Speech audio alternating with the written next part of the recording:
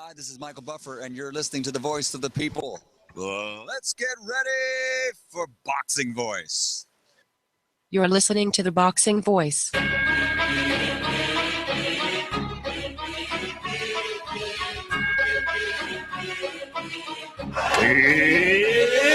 Showtime! Welcome back, boxing fans. Blood is good. Fireplace, a master blood. Blood is emotion. Too much blood coming out of the eye. Blood is a story, a drama. Deep gas, blood pouring right into his eye. Blood is what we want to see in terms of passion. Blood streaming now from the cut in the eye, the nose, the mouth, the cheeks swollen, and he's still crawling. What we want is a bloody good fight tonight. We have Heather, the Heat Hardy. Is this you? This is me. I think I need to talk to you every night because you make me smile. Oh, yeah. Never been a lame-o, never been a lame-o. Yeah, I love you, strip. I'm okay. You serious? You serious? And that's the good thing about UK. That's why I can't hate on them guys, man. They love fucking boxing. No fighters in England. They all bums. Did you hear what this idiot just said? Yo, son, you're gonna get your ass beat by Molina, son. Are you fucking kidding me? He's overrated. Do some pushes for me right now. For the interview? Yes. Let your gifted hands go. Get out of here, Virgil. Go home.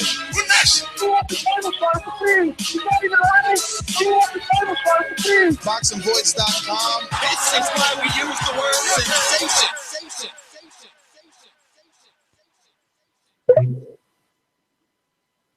All right, everybody, welcome back to another edition of the Boxing Voice. A very special one for myself, I might say, because it is my birthday. So thank everyone that, definitely sent me a birthday wish, whichever, manner you chose to do that in. I do appreciate it. And, let's get right on with this show. It's the Amir Khan versus Chris Algieri show. It's a bit controversial. You got some guys that seen Chris Algieri winning, and you got some guys that seen Khan, so hopefully you guys got your scorecards and, check this fight out a couple of times. But let's get right into our co-hosts. Fighting out of Phoenix, Arizona. Boxing fans, here's Jameson. Too bad it's your birthday, bro, because there's going to be no birthday wishes, man. Judging by the reaction on Twitter, man, a lot of people think there was Khan up. Some people had Algieri. I imagine we'll be going to battle today, but I'm excited. We had some good fights this weekend. We saw a lot of people I never even thought would be contenders rise up through the rankings, like Lee Selby. And then, yeah, man, I can't wait to get talking about this stuff because there's a lot of good fights this weekend we need to talk about. Remember me? I'm Stuart Little. I'm Stuart Little. What's happening, boys? What's happening? Yeah, great weekend of boxing. The UK represented this weekend, and yeah, plenty to talk about. Yo, the UK came The out. hard-hitting ringside Robbie. Hey, good evening, guys. Good weekend of fights, and we do have a lot to talk about. James, you were saying something. No, I was just saying, go ahead, man, James. I was watching the fights this weekend, and I knew Stuart Little and people in England, man, stand up. Your people are representing, and they're representing in a good way.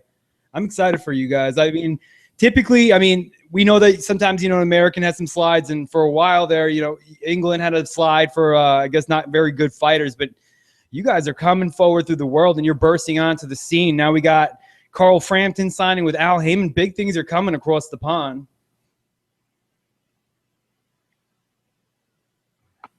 Yeah, I said it a long time ago, James, and I got laughed off the show. I could see the talent coming through. We had a generation of fighters that preferred partying and nightclubbing than boxing, and we're slowly getting rid of them. Mitchell's probably the last of that generation. Stuart, stop typing, Stuart. A young breed of fighters coming through. Jay Nice. Sorry? Jay Nice, stop typing or you're getting hung up on. Sorry, Stu. Your little buddy on Skype messing things up. But anyway, Stuart, I'll give you your credit. I remember those conversations vividly. A guy who really doesn't remember shit half the time, which is myself. But I do remember you talking about Anthony Joshua. And who could forget? Who could forget you talking about Kell Brook? Selsby, now that's a guy that you didn't talk about a lot. I remember asking you about people calling him the Welsh Mayweather, and you said that, you know, he doesn't deserve that name, yada, yada, yada. So I don't want to see you take too much credit today for his win over Gradovich. I never said that. Come on, it's on air. I remember saying, yo, but I said to you, Stuart, there's a guy over there. There's a guy that they call the Mayweather. I said to you, Lee Selby, and you said, yeah, that's the one. Yeah, and you said that he didn't deserve that name. I remember that. But it doesn't matter. It doesn't matter whether you're on the bandwagon or not. Listen, that's the part of that's the beauty of boxing. You asked Brian King. Brian King gave me shit for saying on air that was the case. He gave me a load of shit for it, saying that no way should Selby be called the Welshman. So you can ask him. Well, you might be right. Maybe I'm confusing you with him, because Brian King definitely tweets me a lot, or adds me in his tweets. But yo, I don't think that Lee Selby is the Welsh Mayweather. To me, I really, when I was watching this, I saw more Iris-Landi Lara with better punching combinations. Like, if Lara threw the way that Selby did in this fight, Lara would be extremely exciting. He was just very slick, and he was just very pop shotty. He doesn't have, to me, he didn't resemble Mayweather. He resembled what I'd want Lara to look like in the ring. And I was super impressed. I wasn't high on Selby. It took this fight to show it. He got pushed to the limit. And then when you see the murderer's row that's at featherweight, I do think he could be competitive. I mean, Lomachenko and Walters still needs to be, I think, favored against him. But I absolutely think he has a shot against Abner Mares. If Leo Santa Cruz moves up, he has a shot against Santa Cruz. For me, James, I mean, I know Walters is dangerous, but, you know, it's this hype machine again. Like I was talking about earlier on Twitter, it seems all you got to do these days is beat Donair's ass and you're an unstoppable legend. I mean, we need to calm down with Walters. I mean, if anything, I think Gradovich is a better win. And five world title defenses, fighter of the year last year, that is a better win than Donair. I mean, you can make an argument for that, but I personally think that even Nonito Donaire, let's not forget, I mean, he might not have lived up to expectations, but he still's beaten a lot of like good contenders. He had the pop, he had the power. He got whitewashed by Rigondeaux, but there's no one in the sport really that in that weight division that we wouldn't pick Rigondeaux over. And then it was the way he dominated Nonito Donaire. He just iced him out cold in a competitive fight, but then he showed a lot of spurts at times. So I mean, to me, Donaire is not a bum. He is still a world champion type level. He's just not what we thought he was before. They were trying to make him to be the new Manny Pacquiao, and he came up short of that, yes. But it doesn't mean he's a bum or he's a bad fighter. He's still extremely competitive, and I'd still pick him over a lot of people.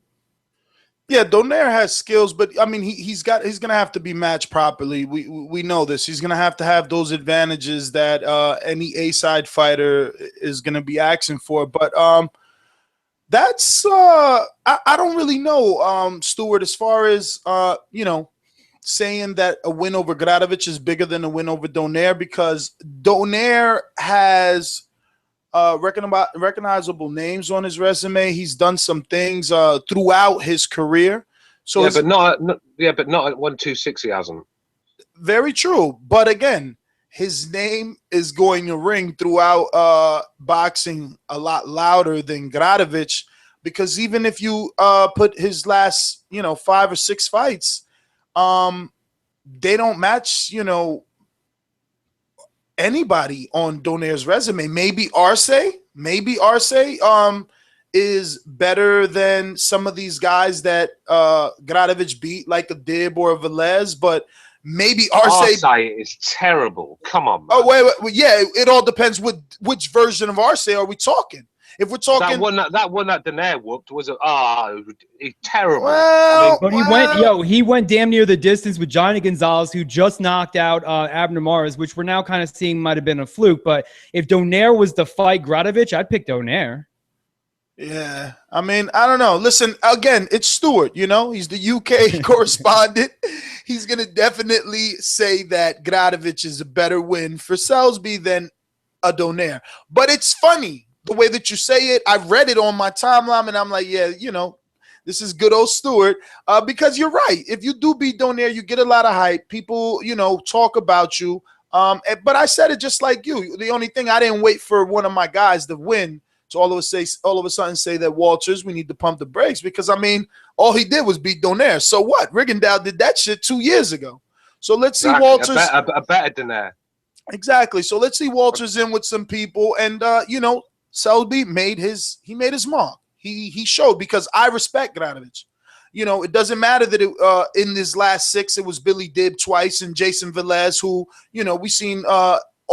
Actually, he's only lost. Jason Velez has only lost this to Granović, right? Or he might have a loss to someone else in that division. That was his only loss. That was his first loss. It was the battle of undefeateds. That had to go kind of thing. So yeah.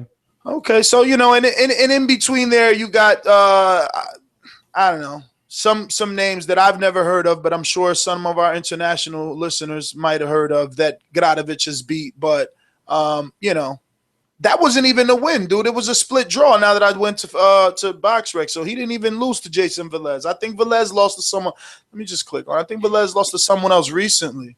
Yeah, but I think it was controversial. No, I'm wrong. A lot of people had Granović winning that fight. I mean, I think that Granović did squeak it out. I don't remember being a draw, but I remember it being close. No, it's down as a draw here on BoxRec, but it doesn't even matter. Again, because the person to talk about is Selby. He did look good. Yep.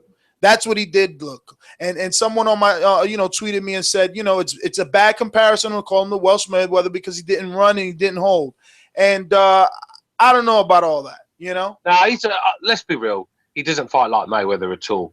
I think what it is, because he trained in the Mayweather gym a few times, and he's got a slick style. His counter punching is world class, and he's got a right hand like Floyd. I think that's all the similarities you can really go with. Well, listen, if I were him and his PR team, I'd stick with it. It's ringing. And, him getting a TKO in the 8th round over Granović, who's known as a durable fighter and was an undefeated champion, it's a huge feather. And he hurt Granović bad as well, didn't he? I mean, his legs totally went underneath him. I mean, how he stayed up. It just shows what a warrior Granović is, because Selby was hitting him with some clean shots from angles he wasn't seeing. And to be fair, I think if that had carried on, I think you'd have got the stoppage anyway. Now, listen, I'm going to cut all the mumbo jumbo, right? Because obviously Amir Khan and Algieri is what everyone wants to talk about. There was at least 25 people 15 minutes before the show started already here. So imagine, it's pretty packed there. So we're going to give a few results and stop on some of the notable wins, I guess. We could talk about Joshua really quick, since it was only a 2-round destruction over, a guy that I told you guys, wasn't much of nothing. But, people are trying to make Kevin Johnson to be a little more than what he is, to give Joshua a little more credit than what he deserves. But I'm going to say, it doesn't even matter to me. You want to give him credit, you want to call him the next thing, whatever. Let's see it happen. If you want to rush him to fight Deontay Wilder this year, well then go ahead. I don't rush my fighters. So at the end of the day, don't tell me that I'm the hater. I don't rush. I never wanted Danny Rush. Look, Fortuna, I love the way they're bringing him along. I love it. He still needs to pump the brakes. Look how sloppy he looked. So I don't rush fighters, but you want to rush it, put him in there with the big boys. Yo, I'll agree with you that maybe. Go ahead, Stuart. Go ahead, James. Go on. I was just going to say, I mean, I'm not looking to rush the man, but the reason why I like this Kevin Johnson fight was that it's a good kind of standard candle to see exactly where he is in the division. And after seeing what he did, yes, it might have been a shell of Kevin Johnson, but it just shows that Anthony Joshua is on another level, and he's on another level right now. I want to see him start stepping into the Derek Chisores or maybe a David Price type fight where he get that good name of someone. But I think he's ready for that. James, come on, James. You're better than this. What does he learn from a Chisore fight? Chisore's he's lost like his last 7, and I know I'm exaggerating, but the sad part about my exaggeration is that it's around there. My guesstimate isn't far off. He's a tough as fuck fighter. He's been in there with a lot of people. He has a veteran tactics. I mean, he pushed Tyson Fury far. So it's not like this is a Kevin Johnson where you could say that, this doesn't get any credit. Someone like Derek Chisore, if you go in there and you ice out Derek Chisore in 5 rounds, man, you make shockwaves throughout heavyweight. And then it only goes up from there. Okay, let me ask you this. Quick comparison. This one will go to Stuart. Stuart, is Derek Chisore today the Tavares Cloud of the Better Beef fight last year? Was that last year or this year, James? I think that was last year. Last year. Let's be honest, Stuart. Derek Chisora manhandled Cloud. What you on about? No, he's light heavyweight. What are you talking about, man? I said, is Derek Chisora of today? Of today? Just hear me clearly, brother. Is Derek Chisora of today, right? Tavares Cloud in the Better Beef, Archer Better Beef fight last year. Yeah, I get what you're saying. I get what you're saying now. Yeah, I don't know. It's similar, isn't it? That's all the answer I'm looking I don't for. think so. I don't think so because Tavares Cloud did not have that many consecutive losses. I mean, he's probably on his third, maybe. The major difference is that Better Beef was like 2 wins into that when he did do that. That's what kind of everyone just like took notice because he did that to Tavares Cloud. And Tavares Cloud only lost, one previous fight at that time to B-Hop. But I mean, I'm excited about Anthony Joshua, man. He does a lot of good things well. He puts his hands together. He didn't just rely on one punch, and he didn't take time off, man. It's just he gets back in there. You could tell this dude has the drive. He feels the pride of his country behind him, and that's what I like about the fighters. He's a very humble man. I see the skill. Maybe he won't be the best fighter in the history of the heavyweight division, but I absolutely think that he's on the right path, and the way they're edging him up is the correct way. It was just a month ago he was in the ring. This dude's turning around like how we want our prospects to be, and then he's slowly edging his way up. My thing is, there's people all over the timeline saying this Joshua would destroy Wilder, and it's like, relax.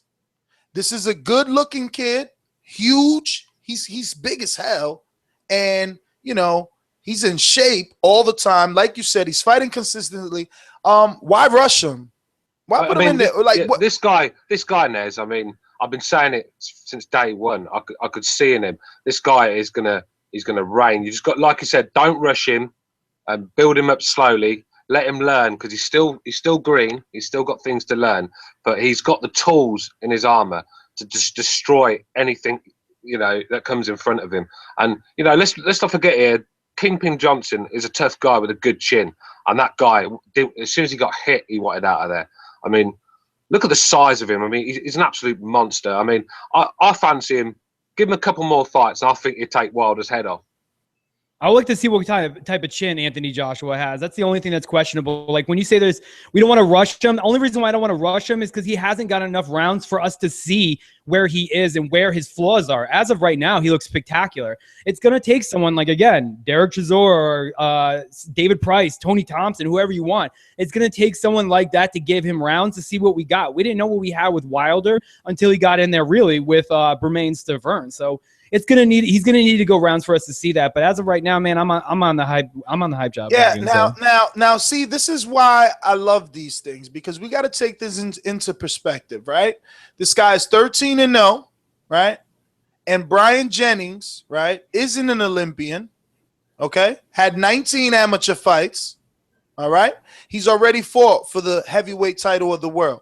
Okay, and he did good with. I think he did that at 19 fights. I don't know. Help me out. Okay, 19 fights. Now Joshua's got 13, and we're still talking about him looking good versus, this is Canelo Baldemir is what this is. This is nothing more. And actually, Baldemir is a bigger name than Kevin Johnson. Let's just relax with this kid. He's looking good. The difference is that Baldemir was a small junior middleweight when he got into the ring with Canelo Alvarez. We're talking about Kevin Johnson, who's been around the block at heavyweight. So I mean, like Stuart said, man, he's got a good chin. Yeah, even but if this being around the block, James, being around the block at heavyweight, you got to factor in the punches. You got to factor that in. Like, these guys wear and tear is different. It's different. I guess it doesn't matter. I mean, a body's a body, right? I don't know, but I would rather be hit by a featherweight than a heavyweight.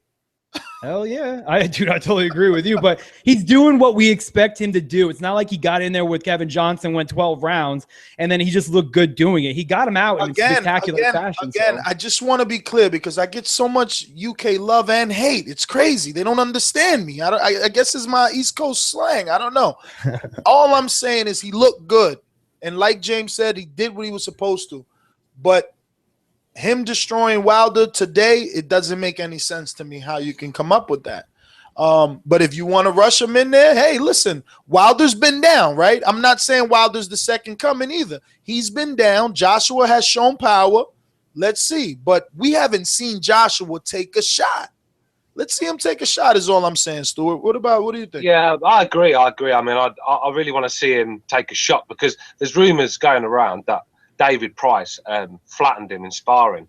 I don't know if it's true or not, but, you know, that's a bit, mind you, David Price is one of the biggest punches in the heavyweight division. He'd clean anyone out if he catches them. So, you know, if that is true, then he's obviously vulnerable to a shot, which is a bit worrying. But if he's the sort of fighter that can go through you before you even get a chance to catch him because he's that strong and dynamic. So, you know. Okay. Well, I definitely agree. I say we pump the brakes just a bit. But he looked good. The kid looked very, very solid. Man, next week, big stuff coming with Cotto, man. Man, this one is such a tough fight for Cotto. I know I'm switching subjects ridiculously, but he doesn't win anything here in this fight. He's not gonna do Gil before 3. And, you know, what does going 12 with Gil prove?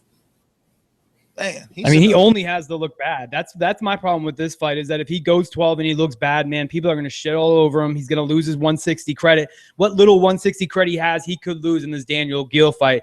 So this is a high-risk, low-reward situation. So this is only, I think, to compare him. But even if he gets past him, he fights Cotto or Canelo, then what? I forgot the caller last week, but he nailed it on the head. We've been wanting Cotto to fight Triple G, then we're trying to pump the brakes on Canelo. But what does winning against Daniel Gil do? We're not going to get a Golovkin fight. We're not going to feel he's going to be any more competitive if he goes in there and ices out Gil because we're going to say, oh, Gil broke down after the Golovkin fight.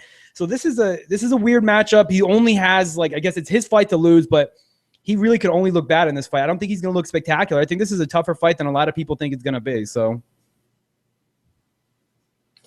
Oh man, most certainly is. But yeah, I mean, I agree with that. I think Daniel is going to give Cotto kittens. I really do.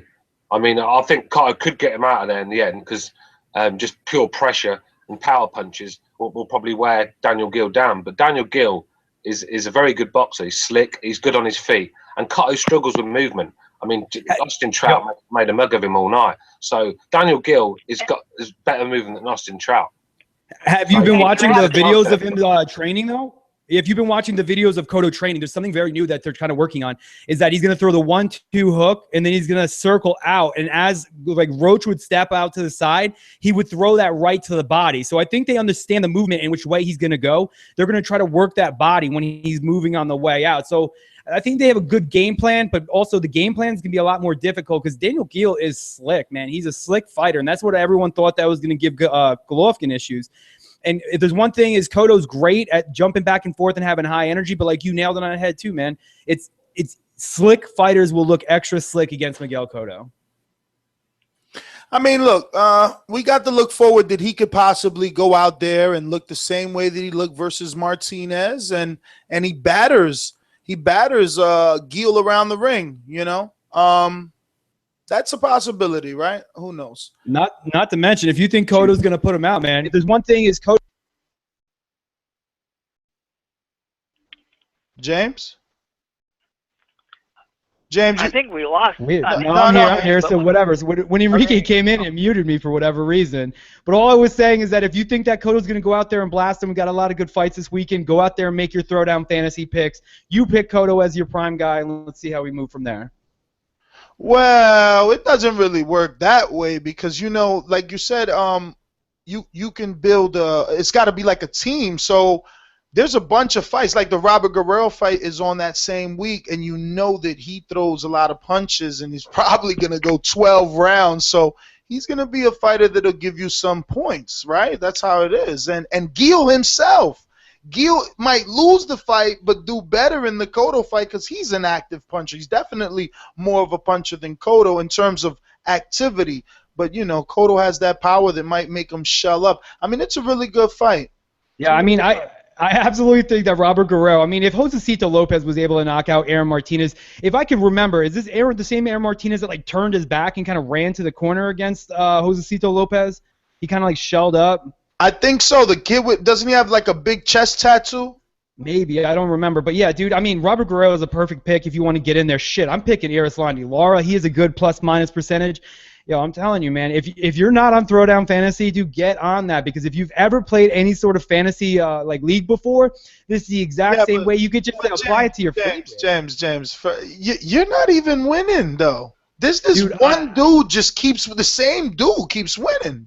Dude, I know. I've been on such a slide lately, man, and it sucks because what's his name? Oh my God, I can't even remember his name. He just shit the bed for me. Who just lost against your boy from the Dominican Republic? Why am I flaking on Brian Vasquez? Brian yeah, dude, Vasquez. Yo, my man just shit the bed for me, and he ruined my whole team, man. That really sucks. But yeah, dude, the guy who's winning all that money is winning like thousands of dollars without putting out too much. His name is Yuggy. He keeps winning. He's winning 47% of his games. I mean, he's a monster at this. Shit, and if you could win 4,000 off of Kodo, hell yeah, you'll love Kodo for the rest of your life, because that's what the game is at. You can win 4,000 in that, and that's a lot of cheddar. For me, that's a lot of cheddar. I'm surprised. Was there one for the Khan fight? Yeah, there was. That's the one that he shit the bed on, man. I lost that. I was like 30th. That's like the lowest I've ever had was 30th ranking in that, and that sucks. Casual fan, let me bring you in. Take yourself off of mute. And how do you see this fight? I mean, Algieri won this, right? Algieri won 100%. Algieri looked great, man. Algieri is either Algieri's really good or Khan sucks. So I don't know why Khan keeps calling out Mayweather. I'd rather see him fight Pacquiao, and believe it or not, I'd rather see Algieri fight Mayweather. I mean, just out of curiosity, out of the best fighter that fought on Saturday, I really enjoyed that fight, man. And I thought. I don't know why people. Well, today's the day people have to just put their hand on their chest and swear to never ever call Algieri a bum again, because he's not a bum or tomato can, as they say. So, yo, how impressive was it he was able to change? I didn't think the John David Jackson move would have been too much. He looked like a completely different fighter, not to mention everyone said that he was bringing up a 140 fighter to welterweight, and this is a mismatch. Yeah. To me, Algieri looked so much bigger than Khan did. He looked like a full-blown welterweight. Can I just fuck that? Can I just get some credit? Because I said the kid was good. Yep. Right. And listen, I don't know. How'd you score it, James? Who'd you score it for? I scored it a draw, okay? I had a bottle of wine in me, and I scored it a draw. I went back today and really sat down with my pencil and paper. I gave one more round to Khan, so I gave Khan the win. But I absolutely think that some of these were extremely close rounds. I can see someone giving a Khan win. I could see someone giving an Algieri win. I personally gave it to Khan for one. But what made me sick, I even posted a video because my wife took a video of me, and she thought it was the funniest thing. I was screaming and cursing.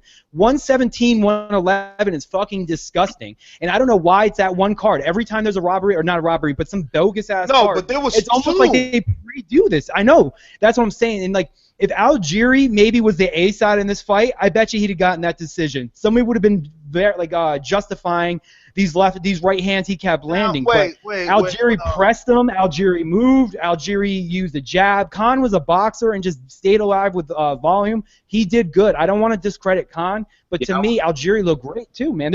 Remember when you talked about there's no credit in losing? Algieri has credit in losing, and that's why I have the problem with the 117, 111, because a year from now, maybe someone new to boxing will see that card and think he got whitewashed, and that was not the case. I wasn't whitewashed. I gave it to Khan too, but I think Algieri did make Khan look bad. Khan. Oh, hold on. Whoa. So you didn't think Algieri won? I didn't. I thought Algieri put in a lot of work, man, and Khan just didn't. Khan probably, it was closer than that 117. No. See, the problem is that a lot of people are going to say that too. Wait. Hold on, James. Hold on. Let's let him be clear. Yeah, be clear. So you did not score it for Algieri? No, I thought Algieri lost two less rounds. Okay. Fair enough. And James, to be clear, you had Khan up one round. One round, but that's what before, like you said, man. Khan didn't look bad. I just thought Algieri exceeded expectations. I knew this was going to be a tough fight from the moment it was announced. People were shitting on it. I kept saying it was going to be a tough fight, and I thought for an opposite reason. I thought the movement and the jabbing and his ability to kind of create angles and circle out and keep moving was going to give Khan pressure. But what we saw was a completely different Algieri, and I thought what we saw was a better Algieri. So Khan is still Khan, but Algieri just looked that much better at 147. Maybe that weight cut was giving him issues, but saying that Khan looked bad takes credit away from Algieri. The problem with Algieri is he lacks power. Yep. Like, if he had Kell Brook power, if he had Kell Brook power, he'd have iced out Khan. He'd have iced him out. I mean, we knew all along that he lacked power, but watching him fight Khan and wobble Khan. No, but it wasn't like that was it. It was never the Khan that we know. Like Khan recovered well. Yep. He was Wolverine if you want to talk about recovery, because we know how drunk he can get. The problem is I watched the fight and I had it up by Khan by 4 rounds, but then I watched it again and I had it by 3. But it was a average performance from Amir Khan at best. I wasn't impressed at all. He did a lot of running.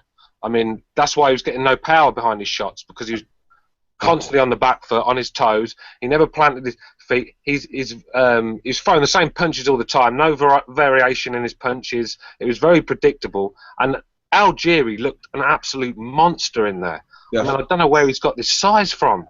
Yo, and predictable is the perfect way to describe Amir Khan, because he only ran to the left side, which makes him open for that right. That's why Chris Algieri was landed. If you go back and watch this, the only time that Khan ever circled out to his right was when he would get trapped in the corner. He would slip under a punch, go back, reset himself, and then keep circling in the same direction. I don't know how Virgil Hunter wasn't screaming at him saying, yo, you got to go to 2 different sides. He would get hit with the right hand, take a step back, and then keep circling. I'm so glad you said that, because you guys didn't get to watch the live feed. Obviously, you get the commercials.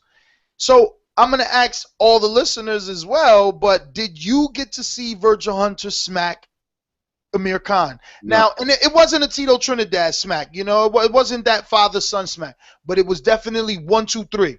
Like, boom, boom, boom. You know, I went back and seen it today, and obviously I only made it to the, I think, 9th round, first minute of the 9th round, so I didn't see it then, but I did hear, I think it was in between the 8th round, right, and the 9th beginning, when Virgil Hunter was very vocal with him and telling him, like, stop running. Why are you running? This guy's coming right at you. He's not, like, he's there. He's not hard to be found. All right. The only thing I added out of that was he's not hard to be found. But go find it. Is the end of the 8th round? Yeah, but it was there to see. You know, it was there to see. At the end of the day. Yeah, but again, you guys didn't get the live feed. Amir Khan was the hunted, and how often do you see Chris Algieri doing the hunting? And that just shows you this is a new trainer, dude. Amir Khan is, because go ahead. He got hit with and it nearly took Khan off his feet. And, you know, Algieri is not a big puncher. So as soon as I see that, I just thought, I don't think Khan's chin has improved. I just don't. These guys he's fighting just don't have any pop. He's such a desperation fighter. That's why, like, you guys say, oh, Ness, you hate Amir Khan. Look at what he's done. Look at what he's done. No, I just see that he's, like, always one punch away from being over. I mean, this dude is running around, and it's the same thing. The same 1, 2, 3 or 1, 2. That's all he does. And then he pushes down. I mean, look, I was there live. I interviewed Chris Algieri. You know, I'm right on him. There was no ropes, no barricade. You know, it's really good access. You could see, he mentioned it in the interview, you could see the back of his head had all black and blues. Now, obviously, he's white. You know, so, you know, you guys bruise easy. But it was fucking there. You know what I'm saying? It was there. And Khan pushes down. He was pushing down in this fight. And he was shoving Algieri in this fight. And again, punch stats. Algieri threw 703. Yeah. It was like with Amir Khan as well. It was like he wanted to throw his shots and just get out of there. He was thinking more of getting out of there than planting his feet and throwing the shot. No. And it became very predictable in the end. You know, it was just the same. I think he was letting him go. He just couldn't time Algieri. I mean, can you? Predictable. Algieri worked him out. He was doing the same thing for 12 rounds, Nez. Yeah, but he couldn't time him anyway. Like, think of a time where he landed. Let's say like, was there a lot of times in that fight that you can remember Khan actually landing the 1-2, like both of them, jab and right hand? Nope. He would throw it, and then Chris Algieri would block him, and then he would come back with the right hand on the way out. Oh, and what I seen a lot of was maybe the jab landed and he overthrew the right hand, and now he ended up on Algieri in a clinch or on Algieri's back, because Algieri consistently was, you know, creeping down low. Something that I said was gonna affect Khan, and he was using it to pick Khan apart. Now I'm not gonna stunt. You know, as much as I wanted Algieri to win, I don't feel that he won. Right. When I was watching it live, I threw my hands up. I thought that he got the decision, but I knew, you know, as a hardcore boxing fan, and you know, we doing this every weekend judging fights, I'm like, nah. You know, Khan was flashier. He was you know, a bunch of noise and 3 punches at a time, and you know, he was a bit cleaner. Algieri was big when he was big, but it wasn't like he was consistently working, you know? That's where he lacked that. Even though he threw 703, he only landed 199. He wasn't consistently working. Khan, while running, because he was running, let's fucking be honest, while running, he still was able to land more than Chris Algieri, even though I'm sure he got credit for bullshit punches, because a lot of those, again, Algieri was staying low. The waist movement that I talked about, he was dipping a lot of shots. But, I mean, I don't know, James. This kid is bruising easy. His eye was fucked up again. Yeah, man. I at first I was just like, oh, is that residual effects from the Ruslan fight? But it was the completely opposite side. But the problem with Chris Algieri in this fight, and where I kind of think he let the fight go away, is when he would land these big shots, like, he was really successful. All the rounds that I gave him, you'd see he'd work the jab, he'd use head movement, get on the inside, and he was cutting off the ring. The moment he landed a big right hand and the crowd went crazy and started cheering his name, he abandoned the jab and tried to swing these huge shots like he was a knockout puncher. And this is where Khan was able to start picking him off and moving, because then he started following him. He kind of abandoned the game plan. Then he would relax a little bit, he would do it, and then he would land a big shot again, and then it would all happen again. So it was almost his confidence took him out of the fight itself, because he believed he was a puncher and he believed he could knock Khan out. And that's where the issue was. He didn't stick to his own game plan. But, I mean, who knows, man. But I still, after watching this, I still think that Mario is bugging thinking that Khan will ever beat second in that division. I could still name everyone in the top 5 still beats him. I'd probably even pick Brandon Rios at this point to beat him. But Chris Algieri, to me, made a splash in the welterweight division. I'm glad he did, man, because Khan is no joke. He's not a bum. He's good. But Chris Algieri proved that he's better than what a lot of people thought he was. Well, Algieri definitely made a good impression on people. I would hope, you know, we're going to hear what people have to say. There's going to be the Khan fans, the maniacs that call in, and they're going to say, oh, Ness, you're crazy. Did you see Amir Khan's speed? And I'm going to give him credit for his speed, but not for landing punches with it. His speed that Algieri really couldn't corner him. Algieri was always doing a lot of lunging work, you know, like he had, even when he was, you know, when Khan was circling out, let me see, he's circling out, let's say to his right, Algieri would try to dig the left hook to the body, but he would have to extend himself so much because Khan is that fast on his feet. But the hand speed, again, I seen more punches going past Algieri or hitting the back of Algieri's head, landing on the shoulder, neck area. You know, it was a lot of clinching. I mean, it's just not, it wasn't entertaining. The times that it was entertaining was when Algieri was stalking and landing big shots that you knew in the back of your mind who Amir Khan is, so you thought something could happen. I can't believe you don't think this is entertaining, though. This was a fantastic fight to me, and I didn't see – there's going to be clinches in every fight, yes, and maybe there was a little bit above average. I didn't think there were ever once in this fight that I think there was excessive clinching. And I thought this fight was entertaining as hell, dude. Are you kidding me? You don't think this was a fun fight? No, because this is the problem the same that I energy have. in the 12th round as they did in the first, and they were throwing so many punches. That was so exciting. You're right. But the problem is, this kid gets compared to the greats, or they want to see him fight the greats in our generation, right?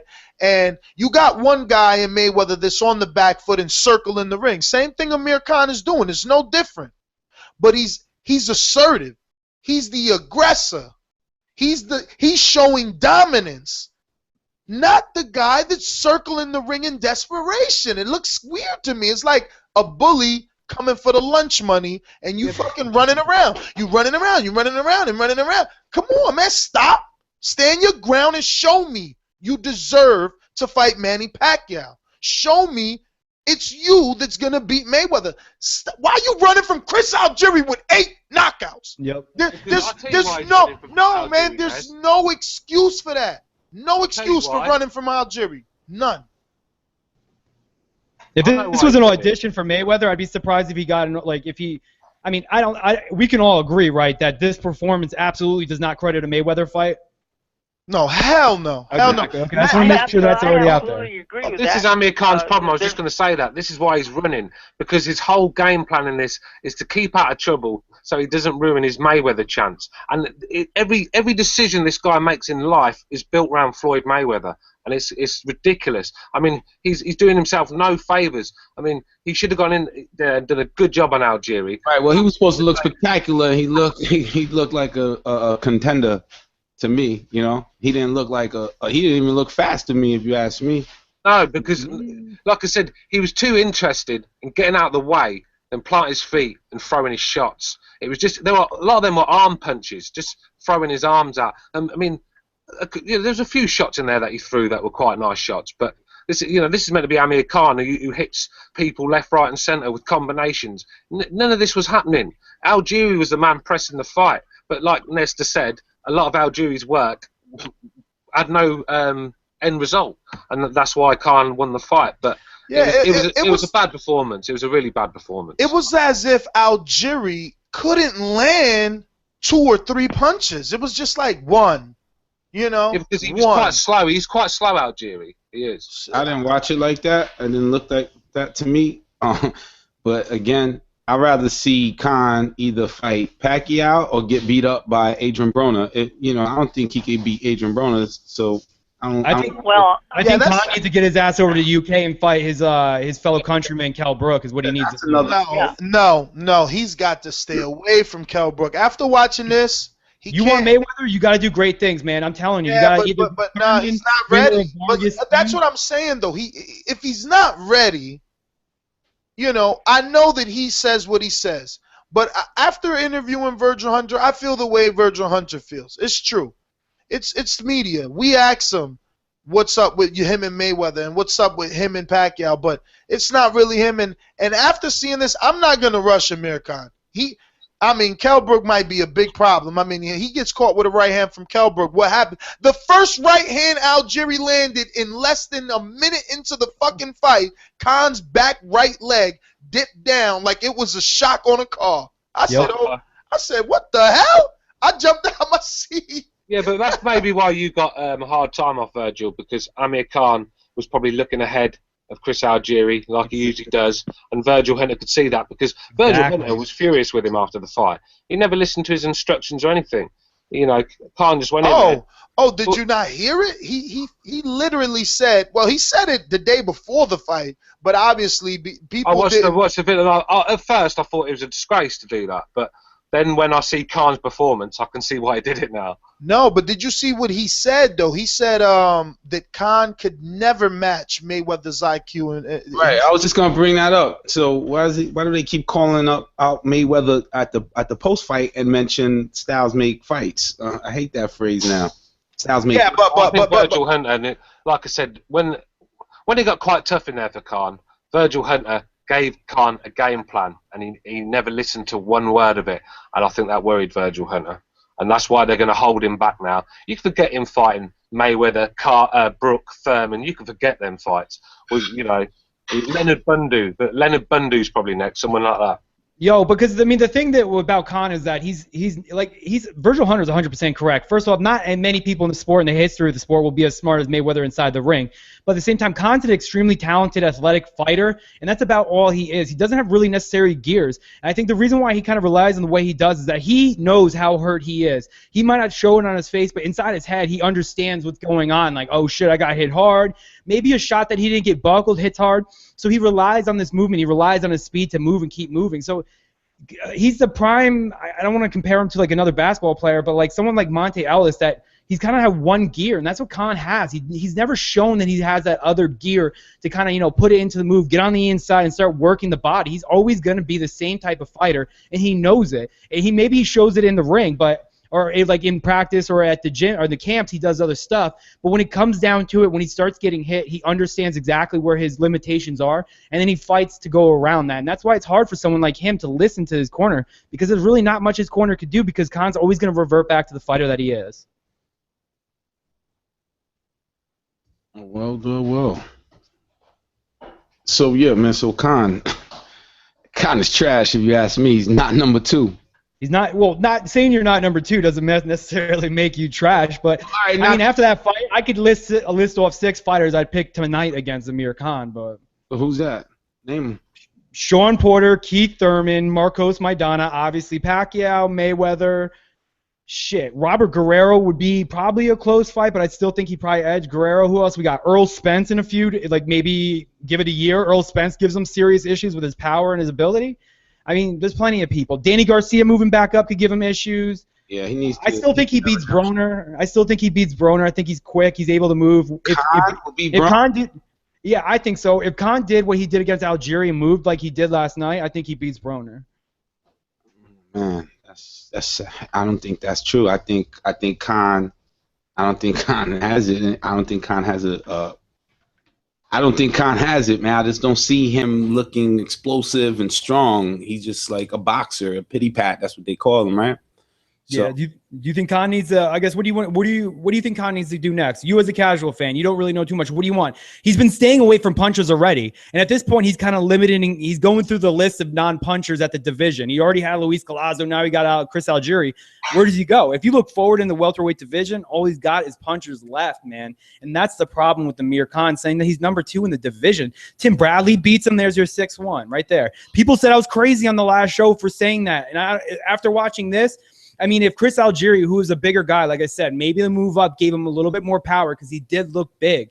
But, I mean, shit, Tim Bradley was able to wobble fucking Manny Pacquiao, almost knocked him out of his shoes. So I got to think that if Tim Bradley was able to bull rush him, similar to what Chris Algieri did with more skill, I think he even beats Amir Khan. So Amir Khan's an exciting fighter. Kell Brook, there's your 7th one. So there's 7 people right there ahead of him. Oh, man, so he's number 8. That's not a Floyd Mayweather fight, definitely. I mean, at this point, would you be upset if you got, think about it, not on pay-per-view, you didn't have to pay for it, but it was on CBS. Would you be upset with Mayweather Khan on CBS? No, but knowing Mayweather and excitement, he's calling his last fight to be, and he should fight an exciting fighter. I don't think it's Khan. I'm just like trying to figure out why the Khan say styles make fights. And his style poses a threat to Khan. I mean, to Mayweather. So I would saying styles makes fights is another way of saying we don't know how he'll fight against me, and that's about it. Style makes, like you said, it's very cliche to say that, but it doesn't necessarily make it true because you said it. You know what I mean? Right. So. And I thought Algieri reminded me of Rocky Balboa. He was going in there jabbing, hitting, and his shoulders were bouncing, and he put in work. So. I think Algieri has fights coming up too, man. Like names could be dropped along Algieri's side, and I will watch that on HBO or Spike, which I didn't really like. But yeah, I will watch Algieri fight any Al Haymon fighter. You didn't like the Spike broadcast? What was wrong with the Spike broadcast? I don't know, Tom. Other than the bias as fuck replays and commentating. You would come back. It would be, let's go to Khan's corner. Let's see Khan's highlights. You would come back.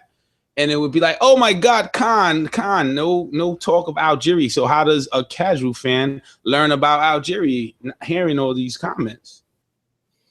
Yeah, I mean, I like, again, I said it earlier in the show, if Algieri was the A side in this fight, Khan maybe came off 2 losses, and this was Algieri's splash, he'd have won this fight. I mean, how many times we see this before? But I mean, so what for you last week, you weren't really high on Khan to begin with. Where does this put Khan? Does this put him same level, or does he drop down for you?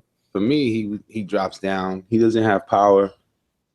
And I didn't see the speed that Ness mentioned. I didn't see the speed. The Khan that I remember really fast. And I thought, okay, maybe that's why everybody's talking about the threat against Floyd Mayweather, but I didn't see it, you know, and expecting Algieri to be levels beneath Amir Khan, and that's why the fight was frowned upon.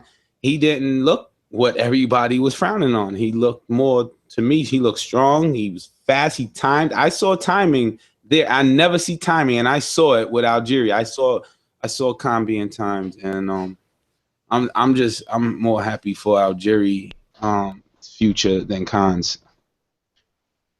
I mean, I think that with the chin that Algieri has, I mean, he almost does have a brighter star moving forward, but we'll see because, I mean, like you guys said, Khan maybe wasn't the best, and he doesn't, even Khan, Stewart nailed it to me on the head. Khan didn't have power in this fight. He didn't sit down on his punches, so maybe this is a bit of fool's gold, and we saw a little bit better Algieri because we saw, I mean, Ness brought it up. There was rumors saying that Khan didn't take this fight serious until 3 weeks ago. I completely believe that after watching this fight.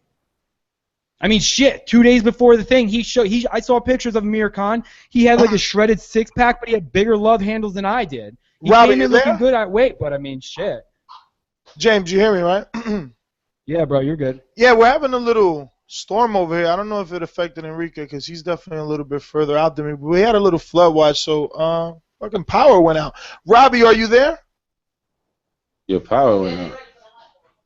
Yeah. Robbie? So that was Al Heyman. That's what that was. It was Al Heyman shutting down the show because we were talking shit on Khan. That's how much power he's got. He just shuts down neighborhoods. Shut down the power. I don't know. Stuart, you're there, right? Yeah, I'm here, bro. Yeah, let's try someone else. I bet you this is Mike. Mike, you there? 661.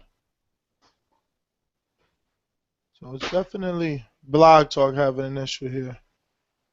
There's no one on Blog Talk is hearing or responding, rather. Robbie, you there? All right. Anyway, I don't know. I fell off, man. What was the last thing that was said? We're still talking about Khan Algieri, where he goes from here. I named 8 welterweights that I thought can beat Amir Khan if they fight next.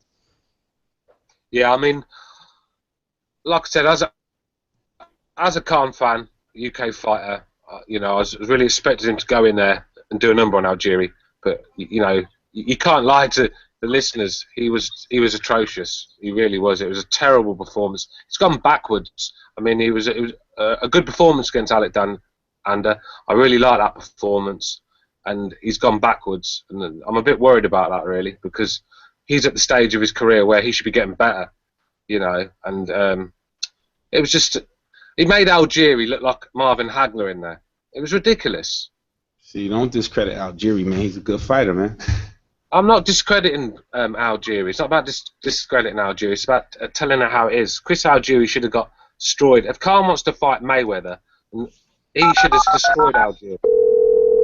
So you think you'll watch on CBS Algieri Khan versus Mayweather? I can't hear you, bro. I got a phone ringing or something. Question was. I'm trying to call back into Blog Talk, but let's see. Please listen carefully. It appears that the host has already dialed into the show. Only one host is allowed per show. I have no clue. It's not letting me get no control over. Yeah, I mean, it's not about disrespecting Chris Algieri. It's a great performance, but I think we have to give John David Jackson the credit where credit's due. Absolutely. Absolutely. I mean, he changed Chris Algieri's fighting style because he knew that the style. Well. Chris Algieri said that's the way that he's always fought. It's just that his trainer. No, for real. He said his trainer had always advised him against it. And John David Jackson actually said the same thing. He said after doing like one round of pad work or something like that, I think it was pad work or sparring, he knew right away. He said, Chris, why don't you just sit down on your punches? And then that was the game plan. Remember, his size, he's going to overwhelm a lot of fighters, Chris Algieri is, you know, and that haven't got the class of Khan. He's going to overwhelm them with his size and his work rate. So, you know, John David Jackson's got a style there with him that's going to win him fights. How he was fighting before was only going to get him so far. And I like what he's done with him. I mean, because let's be real, no one was expecting that of Chris Algieri. I think that with Amir Khan leaving Freddie Roach to Virgil Hunter was a good idea, but I think now with Chris Algieri leaving Tin Lane to go to John David Jackson is a bigger step and better for his career. Could you imagine 5-6 fights ago if he started with John David Jackson, where he'd be today? I mean, I hate to sound like I'm like that guy. Again, I don't think that Chris Algieri, I mean, especially in the welterweight division, that's murderer's row. I'm excited to see what he does. This was the first fight, and he went into a mega fight with Khan. And again, he didn't let the lights, overshadow him. He didn't let being in New York overshadow him. I mean, it just seemed like to me he got in there. He was very poised. Even when he was losing, he was banging his gloves together. He knew he needed to hype himself up. And I'm excited for the kid to keep going forward. I think he gives issues to Brandon Rios, people like that. He's going to be a good, strong competitor. But, I mean, unfortunately, it might be a little bit too late in his career to kind of jump over to trainers and say he could ever become a world champion. But if he had the same opportunities that Khan did, man, he might have been a great fighter. All right. Well, he is a great fighter. It's still down to punching power at the end of the day, If you haven't got punching power, you can only go so far for me, unless you're Floyd Mayweather and people like that. There's not many of them around, is there? So, no. Yeah, that's the problem. You need these days. You need to be a big puncher to get to the top.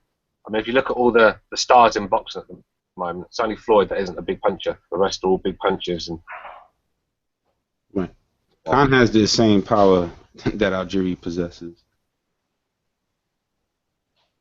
I think Khan probably has a little bit more pop on his punches when he's able to sit down and stay on the inside and exchange.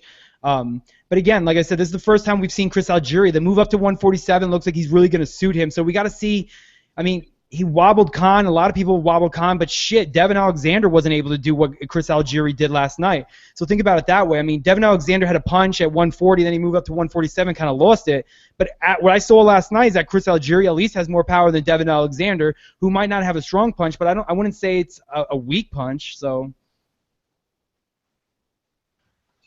Well, where does Algieri go from here? I mean, John David Jackson made it obvious that he's going to continue to train Algieri, and I even questioned. I said, well, are you sure that he'll stay with you? And he's like, he thinks so. They both felt they won the fight. So, where does a guy like Algieri go? Because he's not with Heyman boxing, but the talk was weird.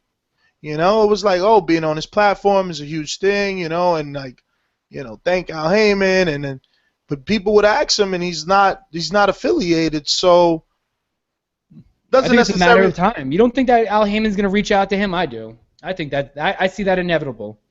Well, I don't know, but I'd like a fight with him and Broner. I mean, well, actually, Broner's tied up right now. We got to see what happens with him in this fight in general. Give me Chris Algieri versus Juan Manuel Marquez as long as he wants to come back. I'd love that fight too. Oh, man, he's got no chance, though, versus a Marquez without any power. Right.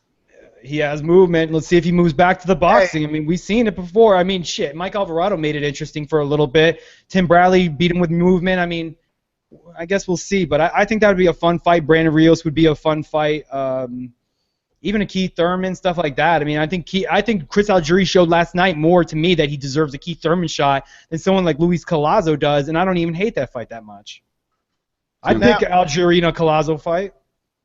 Yeah, me too, but especially if it's going to be after Thurman, But, I mean, Victor Ortiz, give me Victor. Let Victor Ortiz come back like you said. I've just come into the chat, Nez. I think Robbie's on Blog Talk, talking away, so I have no idea what's going on there. I don't know, because I don't. People in the chat are saying Robbie's on still, and he's talking away. All right. Well, you guys take over. Let me go check what's going on. Yo, so what did you think about Kell Brooks, Stu? Kell Brook, I mean, I've always thought he's a world-class fighter. He's strong, very accurate with his punches, and he's very versatile in styles as well. He can adapt to any style. I mean, that southpaw is no problem for him. I mean, he's knocked out 7 southpaws, so that's not a problem. He's just got all the tools. I mean, Frankie Gavin, he shouldn't have been in there. I mean, Eddie Hearn did Frankie Gavin no favours last night because that was a chance for Kell Brook to make a real name for himself because it did big numbers on pay-per-view. That fight card did, and I hear that a lot of the fans were walking out during the fight after a few rounds. They'd had enough. So, you know, it don't look good when you're a world champion and you've got Frankie Gavin in front of you. So, see, I think that's crazy because to me, every time I watch a Kell Brook fight, I always get pissed off in the beginning because I'm like, this is the dude that people say is good. This is the guy because he starts off slow and then eventually starts picking up the pace, starts putting his punches together, and I was actually impressed by the end of it. I mean, shit, I was super impressed that he did against Porter, but I mean, you have to, with that right hand that Chris Algieri was able to land on the inside, you got to think that Kell Brook would send. He would hit Khan so hard that silver medal would just drop off the records forever. I don't know, man. I think Kell Brook's good, man, and I think that he is the goods. But what do you think about that Brandon Rios fight? I'm seeing online that Brandon Rios is a serious contender for August. Brandon Rios. Nah, I think he'll destroy Brandon Rios. Me too. Far too much of Brandon Rios. Kell Brook is a slick boxer as well. I mean, we didn't see it last night because he had to go and press the fight because Frankie Gavin he's known for stinking the joint out. You know, that's why I didn't want him to take the fight because he's a boring fight to watch. He's defensive. He's got that amateur style. He's a southpaw. There's nothing interesting about Frankie Gavin. So Kell Brook had to press the fight, and he did a good job. You know, it was a decent performance, but it was nothing special. But when he's got someone like Rios in front of him, you'll see a different Kell Brook. You'll see the one he's against Sean Porter, where he was, you know, where he used his legs. He was using the jab. He was slick. He was riding punches. You know, he's got all sorts of styles to Kell Brook. That's what I said. And I think it'd be far too much of Brandon Rios. How big does Kell Brook come into the ring? He looks like a massive welterweight. Like, I'm talking, like, he looks like he could be 154. He's a monster. He is. He's a big welterweight, and he's strong as well. I mean, you've got to remember, he bullied Sean Porter around, and Sean Porter's a strong guy. So, Brandon Rios will get hit with 1-2s all night. I completely agree, but I still think that's a good fight. I think Brandon Rios will be able to pressure him. I mean, I hate to bring this up, but I think Carson Jones gave him issues, and then I don't remember the cat's name, but I kept calling him the prison Victor Ortiz because he looked like Victor Ortiz with prison tats all over his body. I think it was right before the Porter fight, but even that dude had success on the inside. And someone like Brandon Rios, I think, can kind of carry the fight in a certain direction in which you're not prepared for and not want to take. So I think he's a live dog in that fight, but our menu has Kell Brook does, you know, Since it appears you're calling back into a live show. I mean, with the Porter fight, you know, Ness also brings up the fact that, you know, he held Porter, he did that, he did this, but there was times in those fights that he did look impressive to me. So I think the more we see of, I guess me personally, the more I see of Kell Brook, the more I believe in his power, I believe in his ability to box. But like I said, I get so pissed off in the beginning of the fights because he starts so slow. And it's more he's very laid back and relaxed, isn't he? And he's very calm. I mean, even the Sean Porter fight, when he got that cut, I mean, how calm was he? You'd never know he had a cut. I mean, he's very calm. And sometimes he needs, like he said, I mean, I seen an interview with him, and he said he had no adrenaline before the Gavin fight. That was before he was walking into the ring. No adrenaline at all. It was only when he saw the crowd is when he got up for it a little bit. But he has to be up for the challenge. And I think when he's got a dangerous fighter in him, you'll see the best of him. Hey, let me get in here real quick and just apologize to everybody on Blog Talk. They didn't even get to hear anything that we said. Well, you know, over here in the East Coast, in my area, we had a little flood watch or whatever. So, I don't know, everything restarted. And when Blog Talk came back on, it wasn't allowing me to be on. I didn't even know until reading the chat and having Matt call me to tell me that Robbie was being heard, but we were not. So Robbie and Matt were having their own show. But hopefully we're back. Robbie, you can hear me now, right? Yes, I can, Ness. All right. I tried to do the best I can, so I apologize to everybody if I sounded. It's all good, brother. You kept the show alive, man, and the show must go on. And we're gonna go ahead and move on. Let's get to some of these callers. They've been waiting for a while now. Actually, before we do that, I know you guys talked about the Brook. I don't need to talk about it. You know, Brook, right? Gavin, you know. But did you guys get to see Keith Tapia on the PBC card? I didn't see that yet. No, it was on the PBC card? Yeah, Machine Gun. It was so funny. The only reason I bring him up is because we did an interview with Keith Machine Gun Tapia like 2 years ago, and he's from Cleveland, but he's originally from the Bronx, but also Puerto Rican, and he fought, and he's I don't know. They had the weights all wrong. When I interviewed him, I could have sworn I asked, was he a heavyweight, and he said yeah. But on the fight card, I think he was fighting at cruiserweight, if I'm not mistaken. And it's also down as a cruiserweight fight. So I don't know. I hope he's gonna try to move up because the cruiserweight division is not one that gets much airplay. But I mean, he signed with Al Heyman, which is new, and this is a kid that has come up the hard way because he wasn't getting any fights or anything like that, and he looked good. The reason I bring it up is because 17 seconds left in the last round, and he scored the knockout. It was a double left hook, but they weren't what you would consider double. It was like, not even a left hook. Was it an overhand left? I believe it was 2 overhand lefts. He just dropped them. Boom. Yo, talking about coming through in the clutch, how about Jorge Linares with Kevin I was just about to say that. What a fight that was. Hell yeah, it was, dude. I mean, God, this is what we want in fights, man. Again, I was sleeping on the UK fighters. Shout out to my boy on Twitter, Davey. He was telling me that I was sleeping on Kevin Mitchell, and I didn't believe it. I really didn't, because I thought Jorge Linares would go in there and whitewash this dude. But Jorge Linares picked his ass up off the canvas.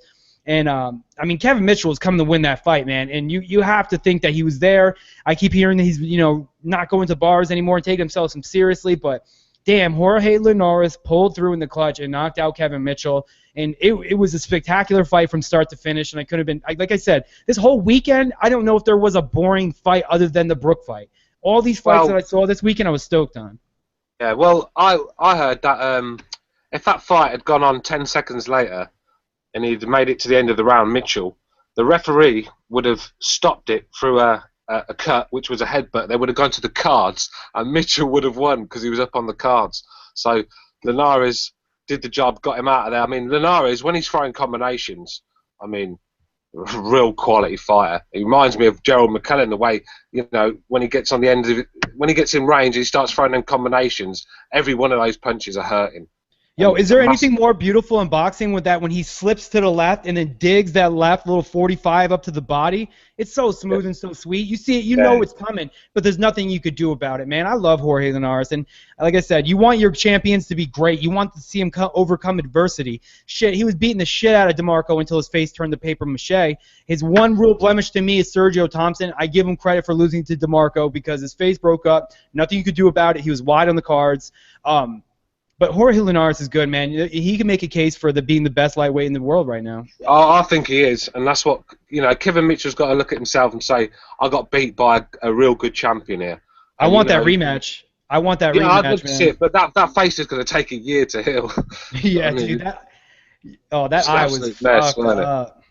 He's a monster, that Linares. I mean, he's big for the weight as well. I mean, I know he fouled at the weight, didn't he, on the scales at the first time. He had to come back and weigh himself again, so he is struggling at the weight, so we'll see how long he lasts there, but he is a very, very good fighter. So I guess I got to eat a little bit of crow because he did drop Linares, but yo, I need crow for getting Brian Vasquez wrong. Boy, man. I need some for Algieri, man. So we're gonna officially eat some crow and open up these lines. I mean, wait a minute. Did Stu get them all? Because I know you had to pick Khan and Selby, right? Of course I did. And yeah, I got all of them right. You didn't pick Fortuna. You didn't. I didn't get a chance to pick Mitchell Linares because you wouldn't talk about it. You didn't pick Fortuna either. Who would you have picked? That fight Mitchell Linares. That was a terrible fight. Right. It wasn't terrible. It was like a fight outside a pub.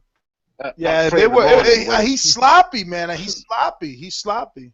Yeah, it's atrocious. I turned it over, man. Who would you have picked, though? Be honest. Who would you pick, Linares or Mitchell? Sorry? Who would you have picked, though? Be honest. Linares or Mitchell? Picked Mitchell, man. He was with the Mitchell gang, saying that Mitchell was a credible opponent. But okay. I can't take a point for that one because I didn't pick it, but I would have probably gone with Linares. I've seen Mitchell get KO'd a couple of times before, and I just thought Linares' punch is just so hard.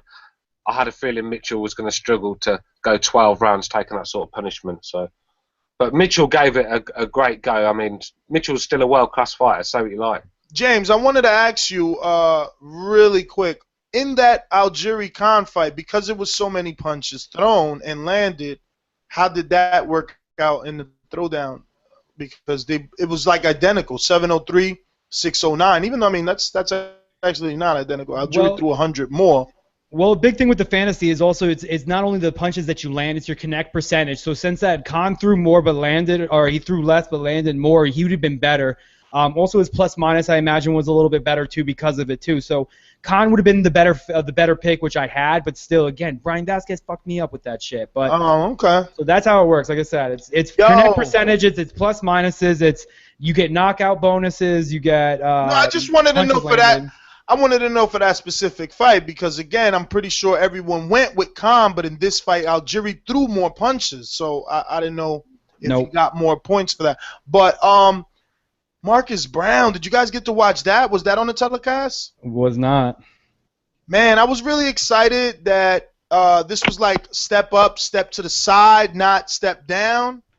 But he went the distance with Cornelius White, though. Well, I don't know how much we should discredit for that, right? Because I believe only Kovalev has knocked him out. I believe. I'm going to double check. But that being said, I was just expecting, an Olympian, young kid too, right? I mean, how old is he? What, 20? Oh, he's 30. 33? Oh, no, that's Cornelius' age. All right. So, Cornelius is lost to Sergey Kovalev and Thomas Williams, the same dude that Campillo knocked out. So, I don't know. I wanted more, but he still got the win, and it was, unanimous, like 91, 99 twice, and 92, 98. So, again, I was just wanting him because of who Cornelius White is and who he's been in the ring. I would have wanted to see a better performance out of Marcus Brown, who is 24.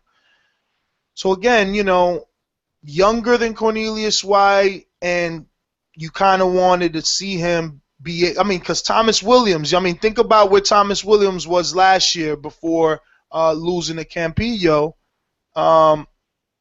And Marcus Brown hadn't been fighting that level of opponent. This was his second step up, in my opinion. But again, it was a unanimous decision. But that heavyweight division that he's in, it's gonna get exciting. It's already exciting, but Heyman has signed so many of these guys. This is actually gonna get pretty interesting in a little while, and that means they got to pump the brakes on him a little bit, because he wanted the knockout. He talked about it. I interviewed him, so check it out on the YouTube channel. But yeah. Not exactly what I expected from that fight. Latif KO, what you guys think of that? I didn't even get to watch this fight. This is my birthday weekend. This is a cruiserweight fight. I guess there you go. We were talking about cruiserweights, and Tapia's a cruiserweight, and Coyote is a cruiserweight, who I believe also is signed with him, right? Possibly. I don't know. I didn't see that fight either. So. Okay.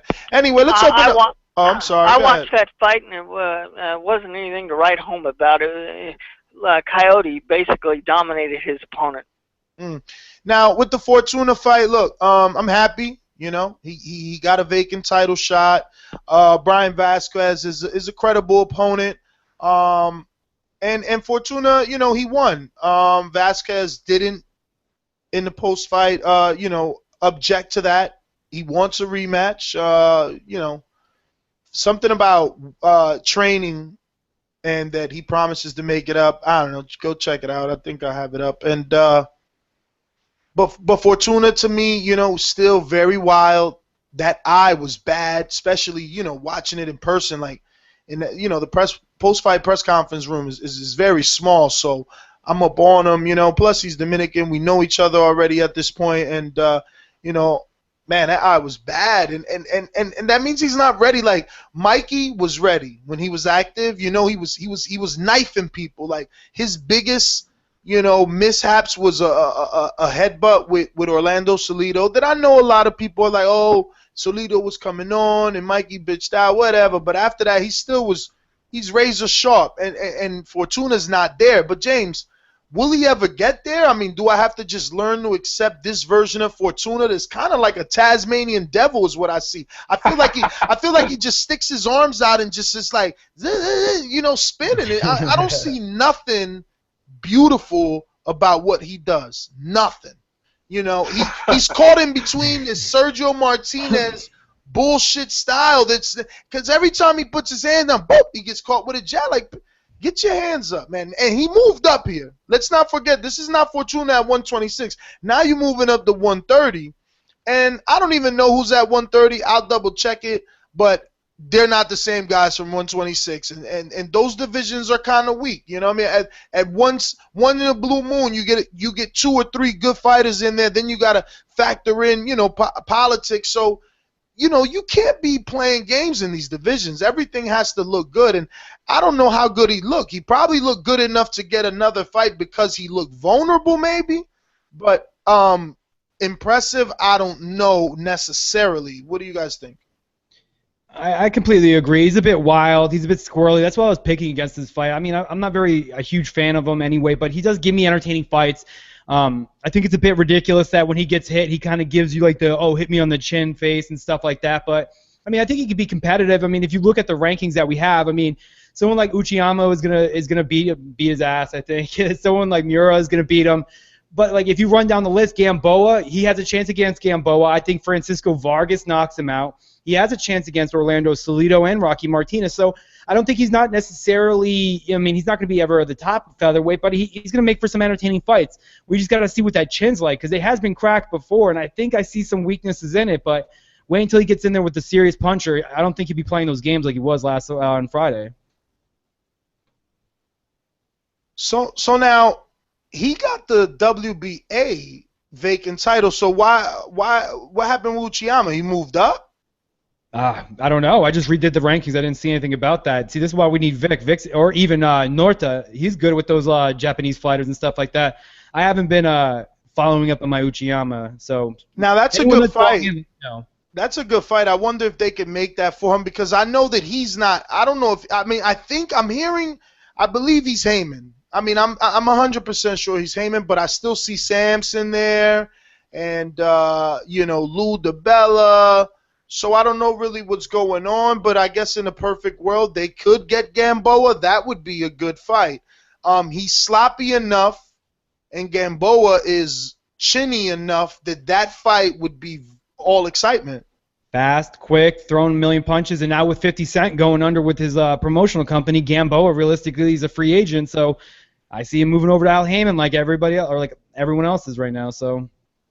Well, no. I know he's for a fact he's with Al. I'm just saying that he's still with Samson. But it doesn't even matter. You see how buddy Lou DiBella is right now with Heyman. Who isn't? I mean, look at a guy like Eddie Hearn all the way across the pond. He's giving up Frampton now. Like these people not playing. This is big business. Well, he's not giving up Frampton. He weren't with Frampton. It doesn't matter. You know what it means. Listen, you signed on another guy. You're giving up 100%. Eddie Hearn said in the video that he could get that fight made in an hour now.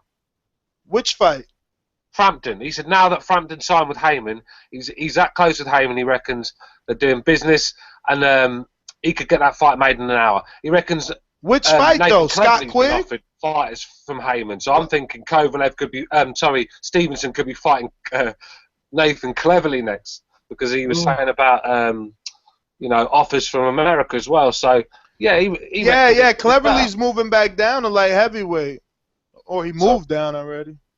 He has moved though. He fought Saturday, Nez. He iced him out in the first round too, and it was impressive. But I mean, shit, it wasn't that impressive for me to think that he's gonna come back and beat anyone like that. No, I'm just saying what he said. He said he's had offers from America from Al Heyman. So at the end of the day, that's what I'm thinking. But yeah, I mean, he reckons the Frampton fight could be made in an hour now. So I don't know what he's saying, but. Well, I mean, all right. You mean Frampton Quigg though? You were never clear on that. That's what you mean? Yeah, that's what I'm thinking. That's what I'm talking about. Yeah. Yeah. I just don't know if he's gonna, go that route when he's got other fighters that, I don't know. But let's see. Whatever it is, it's good because if they're all in doing business together, it's only a good thing for us. So we got to mention Heather Hardy. She's on our intro. She did good. She got an 8-round split decision, which I didn't understand. I seen her totally beating up Vic's girl, Naomi Bosques. What can I say? Heather Hardy looked better than she normally does. I've seen her live a bunch of times, and she always gets a headbutt or a cut, and, always leans in with her head, and in this fight she did the same. Did she make it to the telecast for you guys? No, the only fights we got to see on the telecast in this were the Fortuna fight and the Algieri Khan fight. They showed highlights of the other fights. Yeah, but what about? Are you guys forgetting that you got to check that NBC Live thing that they have? They have remember they have like a .com or whatever. And also the PBC site. I believe you can see all their fights, right? Isn't that how it's supposed to work?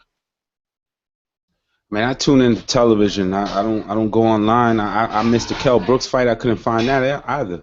Yeah, well, that's definitely online, casual fan. Listen, that one was not easy to get. You got to do so many things. People are hitting me up for this Apple TV thing. Listen, you have to jailbreak your Apple TV, and as far as I know, it's only the Apple 2 TV that you can do it with. But you don't even need an Apple TV anymore. I mean, I was looking into Fire TV from Amazon, all those things. As long as you put the XMBC platform on there and you get that Cody, you get whatever you want, bro. Whatever you want.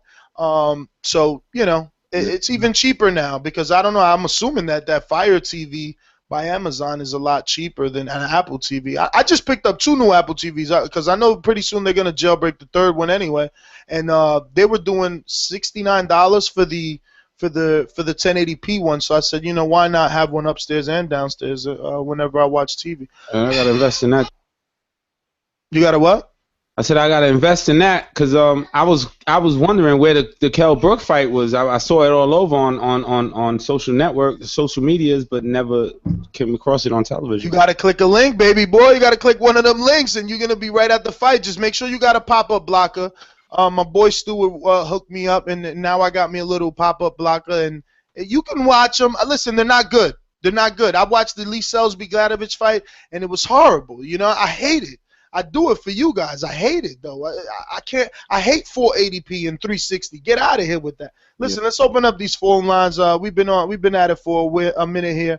Let's hear what these streets got to say. Remember, I still had Khan winning, but I wouldn't be mad with anybody saying Algieri won. Anybody. And I don't know. Did I officially play the crow sound? Because if not. Listen, I just ate my crow with carrots and cabbage and mustard, and it was all right because I am an Algieri fan officially for a very long time, and to me he's above Khan still, even though he lost.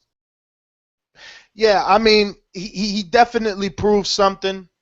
All those guys that Ness, he's a bum. He robbed Ruslan.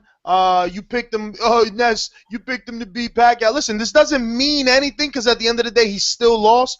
But you guys are seeing the skill, and it's called eye test. Yep. I think passed eye test. And then James named 7 people that can beat Amir Khan in the welterweight division, and I was like, wow, that would be a good opponent for Algieri. A good opponent for Algieri. The list just keep going on and on and on. So well, if we want to get Algieri a win, he's gonna have to maybe. Yeah, he needs to win. Chris Van Heerden maybe, but Algieri, I don't know if he could beat Berto because of Berto's speed and power. He could probably keep Berto on he could probably beat Berto the way that he beat Ruslan without getting hit as much as he got hit in the Ruslan fight because Berto tires. But Berto is very fast. He's got surprisingly fast speed. But then again, in his last fight, we seen Stephen Upshaw Chambers take everything Berto had. He did not go out. So, but don't be surprised if you see Saddam Ali, Chris Algieri, being as though the Chris Algieri isn't officially with Heyman, And you know, he's still with Star Boxing and Banner Promotions, who already do good business with HBO. Maybe Saddam Ali. He's looking for a fight, and I interviewed him too, so go check that out. But I think he's looking to be back in the ring by right about August, he told me, if I'm not mistaken. So that gives Algieri time. He didn't take any punishment. I mean, he's got a little swollen eye, but that's regular, mediocre compared to his last swollen eye. But Algieri could possibly beat Devin Alexander. I think that is a possible fight he can win, but it's a southpaw. What a horrible fight that'd be to watch. No, not at all. Algieri. Stuart, you're such a hater, man. You're such a hater. When has Alexander been in a boring fight? Oh, you kidding me? Yeah, well, tell me. Randall Bailey. Well, okay, you got me. I mean, I don't know. Look, I mean, Timothy Bradley. No, that wasn't boring. Oh, of course it was boring. I don't think it was terrible. I don't think it was boring. It was just a bad matchup. Make it exciting, man. I like the Saddam Ali. I never thought about that. That's a good fight right there. Saddam Ali, Algieri. Algieri seems like a very technical fighter to me with speed. No, I like that fight. That's a better fight. Yeah, that sounds like a really good fight, man. All right, let's open up these phone lines, man. For these guys, you know, start, you know, sending the hate mail our way. 908. Talk to me. What's going on? It's Amir calling from North. Amir, what it do? Nah, it was good, fellas. Yo, I was watching the Khan fight, and I was watching it with my girl, and she even scored it. She had it even through round 8, going into round 9, which was crazy because I said that means her eye is getting good. She's been paying attention. So, yo, it's funny you say that because going into the 8, I had it even 76-76. I believe. Let me double check it. I think so, though. Yep, 76-76 going into the 8th. I mean, going into the 9th. Yeah, I mean, you know, and I think we all on the same page because I learned a hell of a lot more about Algieri than I did about Khan, because Khan was basically, he was throwing, like headlocks was a part of his offense. And that was the same old garbage Khan. When he can't figure somebody out or he gets scared, he reverts back to putting people in the headlock and grabbing and all this nonsense. So I was really disappointed with Khan, man. Yeah, that's called sticking and holding. Yeah, man. Yeah. That's what that's called. So who would you see Khan fight next? What'd you say? You want to see Khan fight Mayweather? You think Styles make fights and that's the fight? Hell no. Listen, Khan and Broner would be a good fight because I think Broner could stand in there and just shoulder roll. Like we said, Khan's chin is too dodgy, man. Like Khan is not, he's like always one punch away from being knocked the fuck out. Right. Khan. So what about Algieri? Who would you want to see Algieri? Algieri Mayweather? Yo, you know, for shits and giggles, I'd watch Algieri Mayweather. I'd watch Algieri Guerrero. I'd watch Algieri Porter, just for again shits and giggles. Algieri Porter. Algieri, he came forward. He kept his hands up. He kind of fought like in terms of like an aggressive offensive style. He fought like Lamont Peterson. He just ain't have no pop. So I was cool with that. I mean, I really like Lamont Peterson is way more effective at that style than Algieri too, because Lamont Peterson throws in combination. Algieri, that's the problem he had. I never seen 2 and 3. It was always 1, maybe 2. Yeah. Well, he's learning it. That's why I said it just reminds me. I mean, if he can continue to develop, at least the volume, because really, it's not to keep comparing him, but like Omar Figueroa punches. Like Figueroa punches, he's just going to keep throwing punches, and some of them are going to land. You're going to think if he's in there to get somebody smaller, he might hurt him. But, I mean, it really wasn't I didn't see none of the UK fights. So that fight, I really wasn't impressed at all. And I don't think I think Algieri got more upside after this fight than Khan. Like Khan will never get a Mayweather fight, never. I agree with you, man. I think Chris Algieri looked better in a loss, especially with John David Jackson in the corner. I didn't realize a new trainer would make so much of a difference. Yeah. Well, it should have made a difference for Khan if he would fucking listen.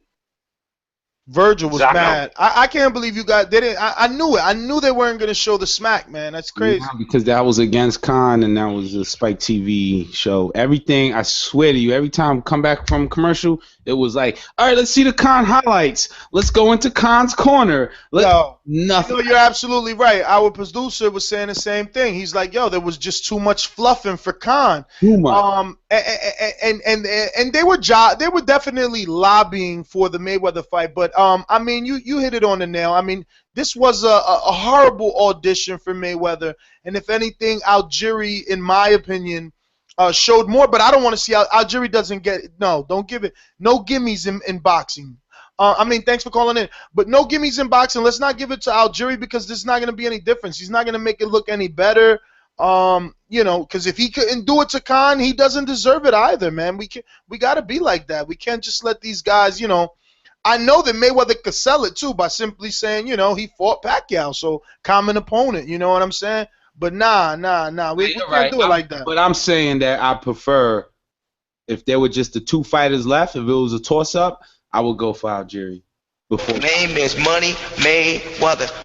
You're right. His name is Money Mayweather, and he.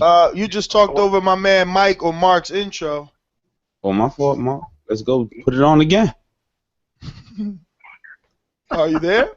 What's up, Ness? How are you guys doing today, man? I'm good, man. Who'd you score it for? Let's see the scorecard, because this guy scored it for Darrell. Yo, casual fan. He scored it for Darrell last week in the DeGale fight. And I gave myself the eye test, and I passed that test. Easy. That was DeGale all the way. Okay, Mike Spitchy, you talking to? No, this is Mark. I actually tweeted it right after I scored it 6 rounds apiece. I watched it a couple times and had it the same way every single time. Yo, Mark, what rounds did you give Algieri? We both had it a draw, but when I went back and watched it, I actually wound up flipping one of the rounds the Khan. So, what rounds did you give Algieri?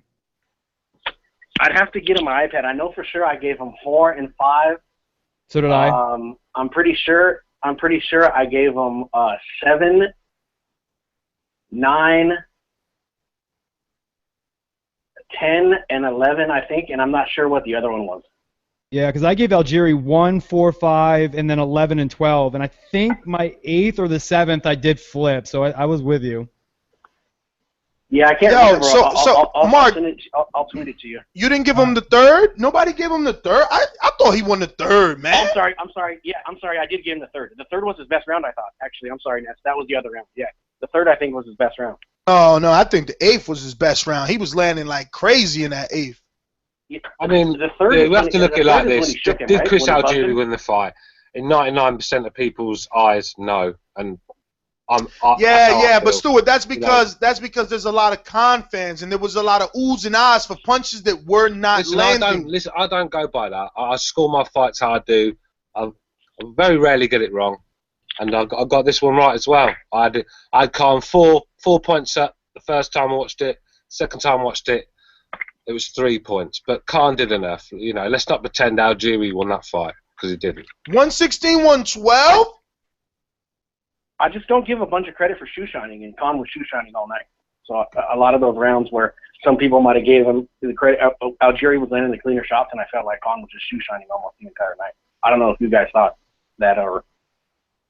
What is shoe shining? What is that? Quick uppercuts, like just really fast, really nothing behind the punches, just kind of like uppercuts on the inside, get out. Nothing really on your punches, just a lot of fast, flashy shit. And that was a problem. He was more worried about getting out than he was planting his feet and landing his shots. I mean, it was a poor performance. I mean, like I said before, he's gone backwards from the Alexander performance where he looked good. He was hurting Devin Alexander, who's got a very good chin. So he looked like he had pop in his shots, but his shots last Friday night were poor. I mean, nothing on him, just arm shots. And Khan basically, Khan basically just abandons the body altogether now. I think he knows he's very vulnerable upstairs, so he doesn't even attack that body. Chris Algieri looked like a body snatcher, like he was just going to the body all the time. But it was just, I realized quickly that we just didn't see much body work from both fighters. So when someone did land to the body, I was just like, oh shit. Because I remember Khan landing like I think it was like a 3-punch. I don't know what you call those, you know, but they were to the body. But it was definitely 3-punch landed, real quick, short uppercuts in the corner in the second round, I believe it was. It made Chris Algieri definitely clinch up. I think Algieri and Jackson, they kind of surprised him a little bit by Algieri coming forward so much. I think they thought, you know, they were going to be the guys coming forward. So I think, and it's smart Jackson, by Algieri. I think, you know, you're not going to outbox Khan. So I think that they had a really good game plan there. Jackson was he was transparent, because you know how many times I've done this and I've interviewed people before their fight and they're saying one thing and they do the complete opposite. But he's like, yo, Algieri hired me, and then he tells me the 3 options, and he's like, no, go for Khan. He punches the softest. Like, people are taking fights with Khan based on his punching power, for real.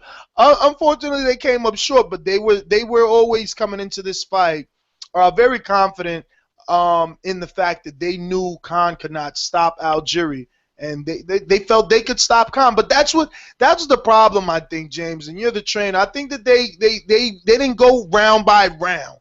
They didn't say let's win each round. They were looking for a shot, or Algieri was fighting in that manner. Yeah, he was looking for the big shot. And like I said earlier, man, it was his confidence that got into his own head. He thought he had the power to knock out Khan. And to Khan's credit, I mean, you just said that, like, he has great recovery, or great ability to recover. But, I mean, we've always seen that. Even with the Danny Garcia fight, shit, you thought he was dead in the water, yet he wound up lasting another round and a half. Like, this is what Khan does. He takes a bad shot, but he does recover fast from these things. So that kind of got into Algieri's head. He kind of lost the game plan. I was talking to some dude on Twitter. He said he doesn't think that Algieri had the ability to cut off the ring, but when Algieri was successful in this fight was when he was cutting off the ring, when he was popping that jab, when he was coming forward and using the different combinations. It was his confidence that took him out of it. Yeah, he gave Khan no space. Khan referee broke. Algieri was back in his face. Mark, finish up, brother. Let me get to some other callers. Yeah. I just want to say, same old thing from Khan. You see, he still doesn't know what to do when someone gets inside of him. His first instinct is just to grab or to push. It's still kind of the same thing. I mean, when he finishes throwing his punches, his hands are still down. And one more thing before I get off, James, shout out to the link for that UK card. It was great. And so far for me, I think that Linares Mitchell was the fight of the year. I don't know if you guys have any thoughts on that. Man, fantastic. Him and his brother, every time they call, they always got a fight of the year. I could have sworn this was a good fight, though. I wouldn't be mad if this won fight of the year, because we're not there wasn't like any of those like barn burners between 2 high-level athletes. I mean, this has been not a bad year for, I guess, fight of the year type calibers, but we're not going to get the Tim Bradley, Ruslan Provodnikovs, but it's May. But I mean, if you're going to put that in there, I would absolutely have no issues right now. I mean, I still think my favorite is what's that? I can't think of it now. It was Fidel Maldonado versus Amir Khan. That to me was still the fight of the year, but I wouldn't be mad if this got into the equation. Well, you know, he's got a point, because Paulie Malignaggi said the same thing on Sky Sports. He said that it's a contender for fight of the year. He loved it. It had everything. It had knockdowns, cuts. I'm not saying that it's not. Styles, you know. I'm not saying that it's not, but I think that we'll see, because I'm sure Mike is in the queue somewhere too. And I think he said Badu Jack, and the other guy was fight of the year. One of them fights he said. But anyway, we got some other callers here. I know a amigo who will charge you 0 and throw you a kilo. I bet in a week, bro, your pockets be stuffed like Chipotle burritos. What's up, Ness? Happy birthday. Thank you. So, going to the fight, on the Algieri fight, I'm actually really happy because I won some good money. I won $7,500. Basically, it was if you bet $100. That's a lot of money, brother. Let me explain to you. Let me explain to you. It was the over. So if you bet $100 that the fight was gonna go past, I think it was like past the 9th round, you were gonna get $75 back. So that was like one of the best betting options that I've seen in a fight. And like I said, there was absolutely no way that either guy was going to knock, each other out. Algieri's too big of a welterweight, and Khan. And I'll tell you why it was like that. Because everybody thought Khan was going to stop Algieri. There was too much hype going into the fight for Khan. And the fact that people saw Algieri get dropped 6 times in his last 2 fights, people thought that this fight was not going to go the distance. So Yeah. So basically, going to the fight. AB. Yeah. Thanks for the tip. Thanks. Exactly. I was going to say that. You should call in and say those things, bro. My brother. You needed to DM me. You needed to DM me and say, Ness, drop 100. You're crazy. That's messed up. Drop 500. So. Drop whatever. Well, if it wasn't, look, I mean, if this was like a risky bet, I wouldn't have done it. But like I said, there's absolutely no way, either one of these guys is knocking each other out. So, the thing is, I thought Khan won the fight. I agree with Stewart. I did watch it. I actually had it 9-3 for Khan. I only watched it one time, but I guess you could, probably have it 8-4 for Khan. And here's the problem, okay? Algieri wasn't cutting off the rings. How many times did we see Algieri reset over and over and over again? And as bad as Khan is with his ring IQ, because he was just terrible, he was just running around the ring in a circle. Algieri still couldn't cut off the ring. And we saw this all the time. Khan was hitting him with the 1-2, the 1-2, 1-2-3, and Algieri was just resetting over and over again. So yeah, he was coming forward, but it wasn't effective aggression, So the rounds that he won, yeah, he was landing those straight rights.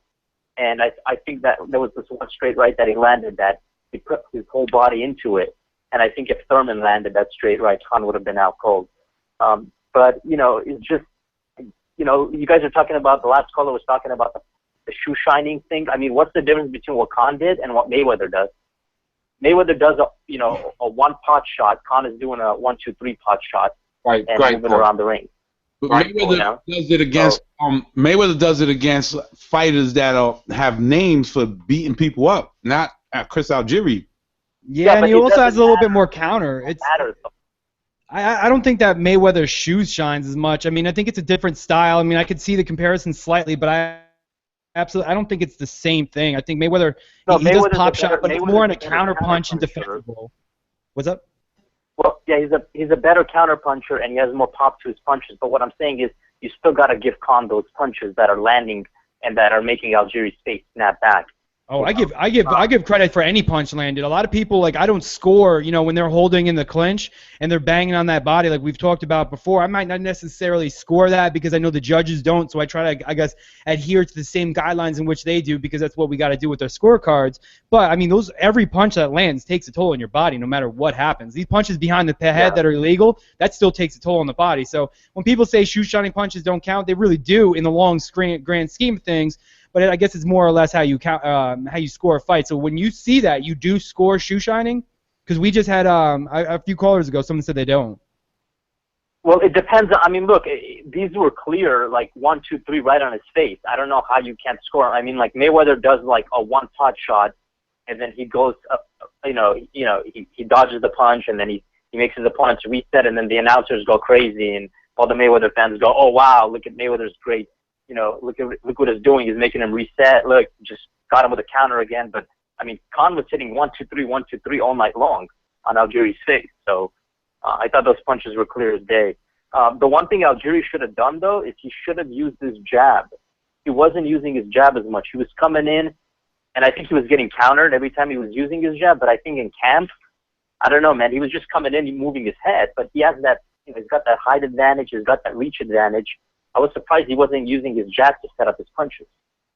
Now, if Mayweather fights Khan next, I'm not ordering the pay-per-view.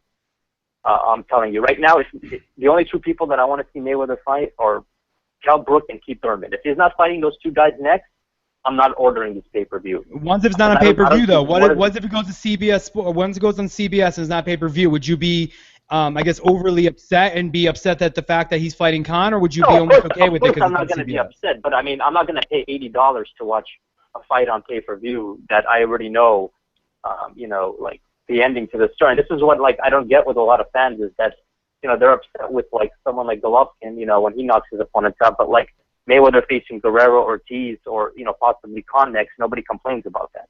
It's like, and now, James, you know that Floyd will have his fight on pay-per-view because it's the last fight of his Showtime deal, so it'll be pay-per-view no matter who he fights.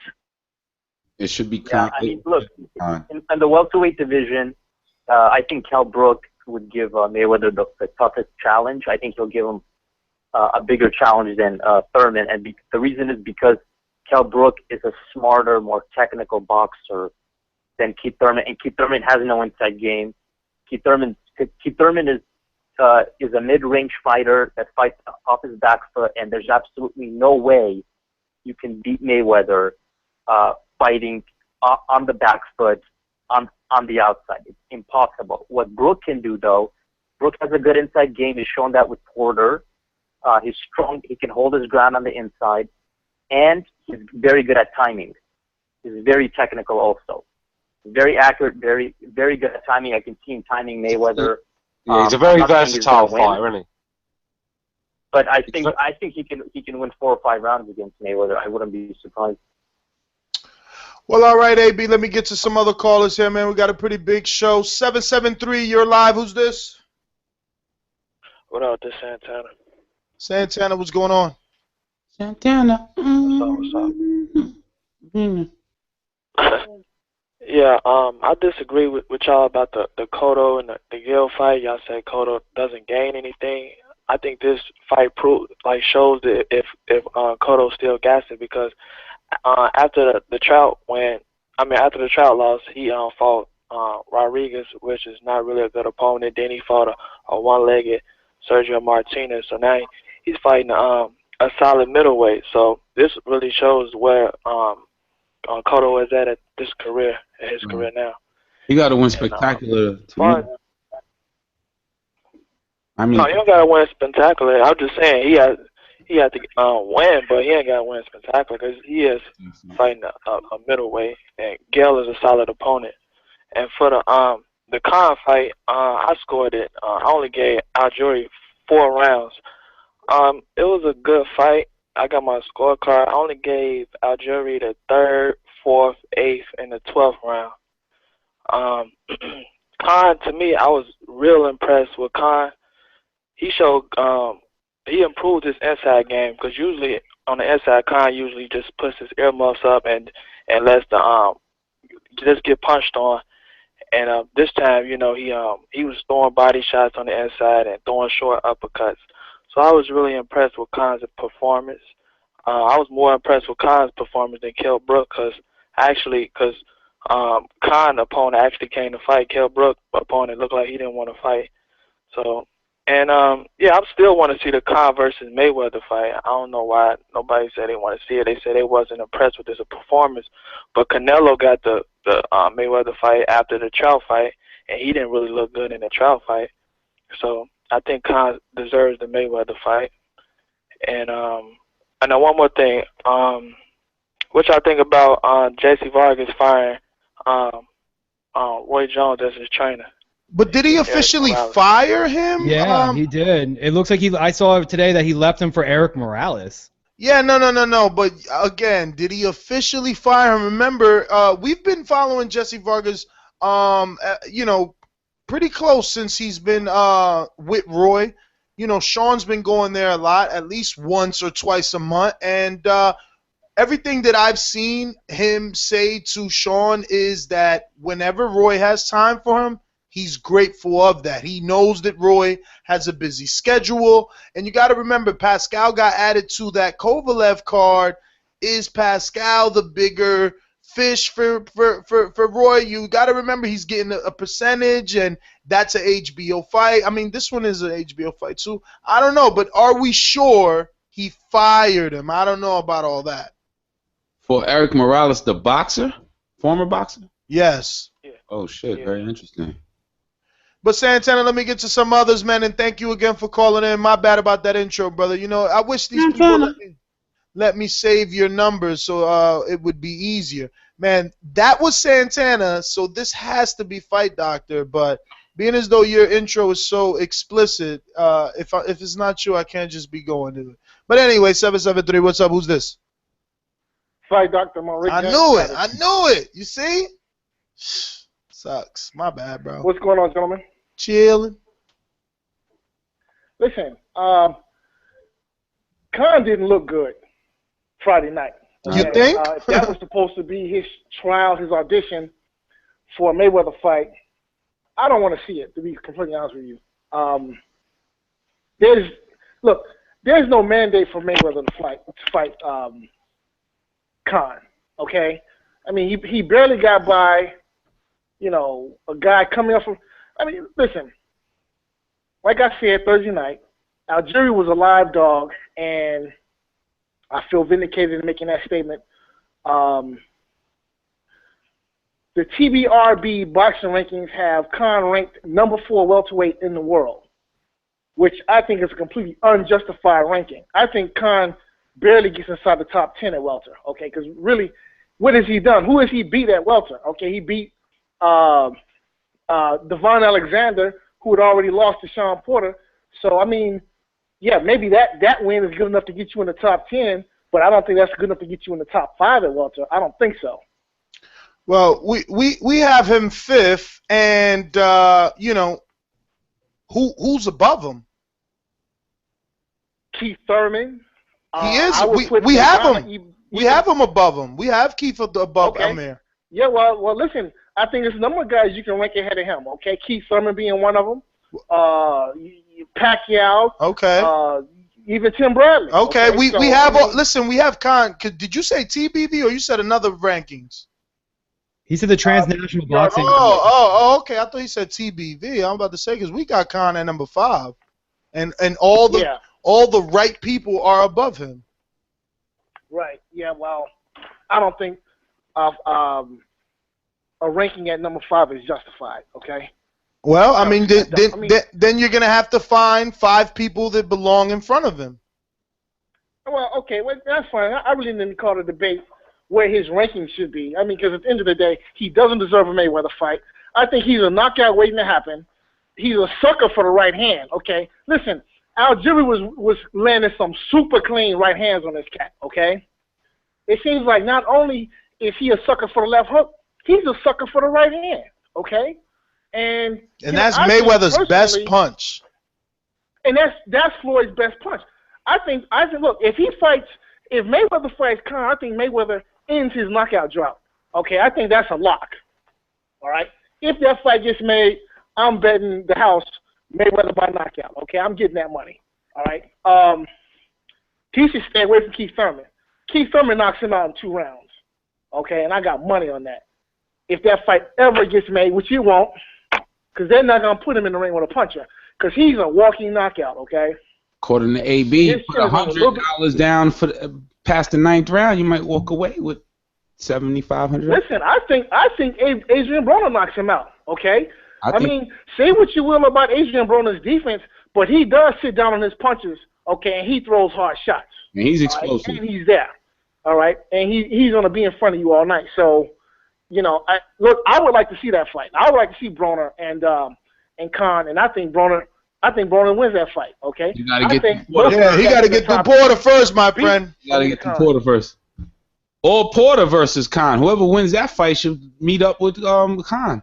Shit, Porter would knock out Khan quickly. I don't think they're gonna put Khan in the ring with anybody who can throw a hard punch. Okay, Khan's look, next fighter Algieri rocked him. It was either first or second round. Algieri rocked him good with a super clean right hand, and he was shook. Okay, I mean his people back in Pakistan were shook off this punch.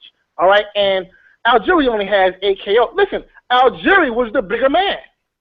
Okay, and Algieri spent good stretches of that fight walking him down, and I had to go back and look like wait, like who's the guy who's already had 2-3 fights at welter, and who's the guy coming up from 140? Okay, I had to keep asking myself that question because for long stretches of that fight, Algieri was the aggressor. Algieri was the one forcing the action. Algieri was the one who looked like he wanted to fight. Algieri was the one pressing the action. Okay, and Khan was on some other shit for good stretches of that fight. What did you score? So, you know what? I didn't actually score the fight. I could see it 7-5 Khan. Now, those 2 judges who scored at 117, 111, my question to them is, what in the hell fight were you watching? Okay, because I didn't see a 117, 111 fight. Okay, I didn't see that at all. I saw a closely contested fight that in reality could have gone either way. Okay, could have been a draw. I'm leaning more towards a Khan win, but had it been a draw, had it been a win for Algieri, I wouldn't complain. Okay, 117, 111, totally out of line. Okay, that's the scorecard you fill out before the fight starts. Okay, that's what those scorecards were. Now the third judge, the one who scored at 116, 112, oh I'm sorry, the one that had it 115, 113, that's the judge who actually saw the fight. The other two cats, they were looking at the ring. They were looking at the ring card girls. Okay, that's the fight they were watching. Thursday, I didn't see. On Thursday, who was your who was the fighter you were picking to win? I didn't pick a winner. I leaned towards Khan. All right, but I didn't make a pick. And then also, I leaned towards Khan, and my prediction was, I leaned towards the favorite, but Algieri was a live underdog. That's what I thought. The people who were calling in and talking about it was gonna be a blowout. Hell no. Because that's not. Khan doesn't blow people out. Okay. Early May. Were you frowning upon the fight He blew Alexander and Collazo out. I don't know what you talking about. Yeah. Man. Who is Alexander? Who is Devon Alexander? Who is? Stop! Don't do that! Don't do that! Don't do that! Because Alexander is a credible opponent. He's been in the ring with everybody. Alexander is a credible opponent who's coming off a loss. Okay? Doesn't matter. He's been in there with everybody. What about Collazo? And he has few losses. His losses come to top tier, top world class fighters. Stop. Yeah, but tonight that goes back against him. Anyway, Fight Doctor. Let me get to some others, brother. Thank you for calling in as always. We appreciate it. 503, you're up. Who's this? 530. It's not there. Blackout. 956. Speak, yo. That's normally Josue. 956. Hello. Hello. Yeah, can you all hear me? Loud and clear. All right, awesome. Well, first off, I gotta get that ref on Friday. I've never seen him work a fight, and I hope I never see him work a fight again, because I can point to at least a few instances, specifically in the 5th round, when Khan was hitting off the break bad and clean, visible. No warning at all. Terrible refs, terrible officials. 117 111 is a joke. Like you got these guys in there fighting, and you're gonna score 117 111. Like, I mean, it's just not just. It's almost as bad as a scorecard as we saw with Burns and Figueroa a few weeks back. And I know PBC's putting up these great matchups, but I mean, if they're gonna be having fights that are scored like that, I mean, it's just embarrassing. And it is, but we have to be clear though. It is embarrassing, but we have to be clear. These are the same refs and judges that are on HBO and that are on ESPN and they're on every network. PBC or HBO or ESPN, they don't have any control over the commissions and the referees and the judges. I mean, I know that, but it is Al Heyman's show, and I mean, he's the the one in charge. He's the head here. He's got to be the one cracking down on this. Okay. So what about yeah, but what about Paul Williams versus Laura? Bad decisions happen in boxing. I mean, I'm a Texas boxing fan. Like, I've seen my share of bad decisions, but I mean, this is the Al Heyman show. I mean, you got to have some reputable decisions going on here if people are going to continue watching TV. So did you reprimand HBO? Wasn't that on HBO, James? Where was that? Where'd that fight happen? No. But the commentators on HBO, go back. They were mad at the decision, and they said it was a disgusting decision. The commentators here on PBC, most of the time, not all the time, they talk like they've never even watched boxing before. Like they belong commentating some amateur fights or something. On HBO, yeah, it was a bad decision with Paul Williams and Laura. Wasn't one of those guys? They told the public it was bad. Wasn't one of those guys an MMA guy? On BBC? Yeah. Yeah, I think that bald cat that does the post-fight interviews, I think that's the dude that's the MMA guy. The guy that looks like Joe Rogan? I don't know. They had somebody there. I was hearing a voice that I didn't recognize.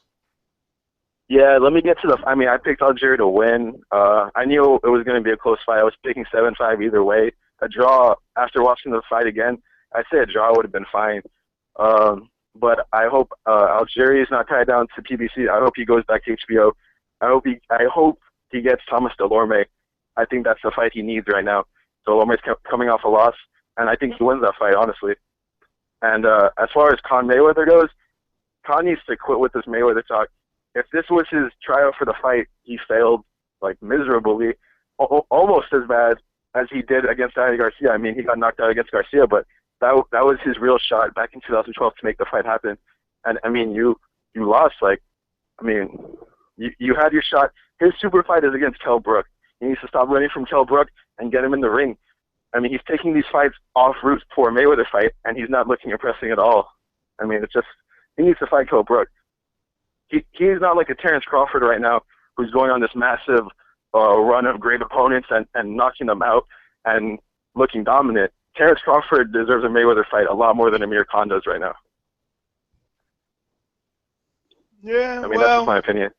I don't know. I would like to see. I mean, I guess you're right, but he still has too much. You can't rush Crawford either. But you know, Khan doesn't. I mean, I'm not saying, but if we're talking about who deserves it more, I think Terrence Crawford leaps some bounds above Khan right now.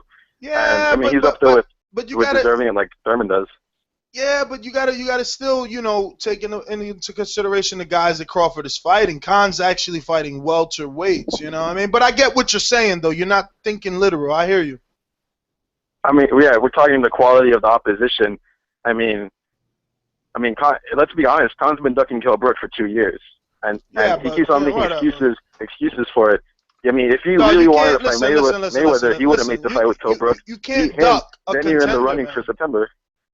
You can't duck a contender, dude. Like, they got to earn their keep. Kell Brook just made one fight. One fight. Let's not forget. This is the guy who beat Sean Porter. Sean Porter was the up-and-coming. It doesn't matter. It doesn't matter. Look, I don't even need BoxRec for his resume. It was Carson Jones, Hector Saldivia, Carson Jones, Sean Porter, JoJo Dan, Gavin, whoever, Frankie. Like, what the fuck? That ain't even a real resume. Now let's do Khan's last 5 fights. Even though I didn't like them, they're still better. They're better. Nah, I mean, no. I mean, I can give you Devin Alexander and Collazo. Collazo. Collazo, Algieri. I think they're both better than Gavin and JoJo Dan. Listen, brother. Collazo would beat all those guys that Kell Brook has fought besides Porter. Let's be honest. Hector Saldivia. I mean, they be fights. I don't think he wins, but I mean, they be fights. Kell Brook's a contender, but I'm saying the fight that Khan needs to fight is Kell Brook. But you can't be chasing Mayweather when he's fighting guys coming off losses. Yeah, but it's not the fight because this kid Kell Brook fought this weekend. He made like he made like $235,000. He needs Khan. Khan don't need him. No, they both need each other. Man, I mean, they both need each other for that Wembley. How do I need you if I'm making $1 million more than you? How do I need you? I think they both. No, I'm talking about for the what am I talking? No. For the right to be that next up and comer and dominant force in the welterweight division, they need each other. They need to have the fight at home, and they need to do it at Wembley. I mean, that's the fight that needs to happen. The same way in featherweight right now, Lomachenko is gonna be on a crash collision with Nicholas Walters. The same way at light heavyweight, Stevenson and Kovalev on a crash course. The same way at middleweight, Golovkin and Canelo are on a crash course. He's on a crash course with Kell Brook. That's his rival. He's not on no crash course. Your rival. He's not on no crash course. First of all, he don't need Kell Brook. And anyway, why you want to see a fight where with Kell Brook when he couldn't even beat Algieri coming off a loss, moving up in weight with no power? With Kell Brook and Khan? Yeah. That's the fight. I mean, that's the fight they both need, and that's the fight. I mean, every boxing fan I've talked to is wanting to see from Khan and Kell Brook, just from them fighting, just from their fights. I'm not saying that's the fight I want to see at welterweight, but that's the fight they both need. But the problem, hell no.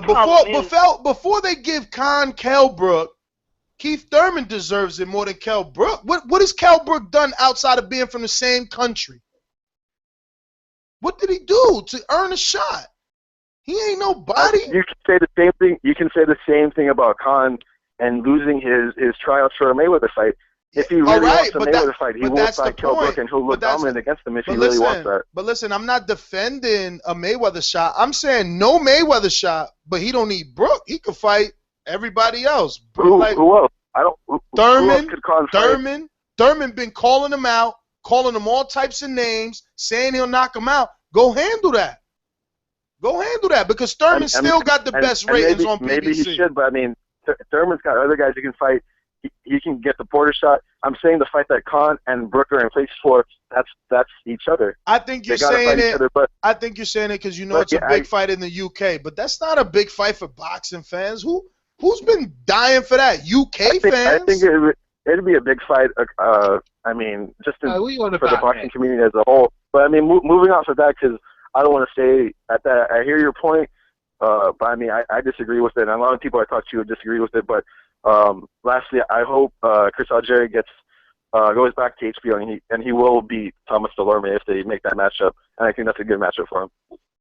Well, all right, brother. Stuart, what you were saying there, man? I hear you trying to get in. Oh, thanks. You don't have to talk some shit sometimes, bro. Sorry, but you do. And how can you say Khan Brook's not a big fight? I mean, if it's 80,000 people in a stadium watching it, you know you're putting words in my mouth, right? Let me tell you something now. That fight's made. You'll be tuning in like a good boy with your popcorn and your beer. Trust me, you'll be watching it. That's a big fight. You are aware that you're putting words in my mouth, right? I never said it's not a big fight. Yes, you did. You said, "Oh, no one cares about that fight outside the UK." Well.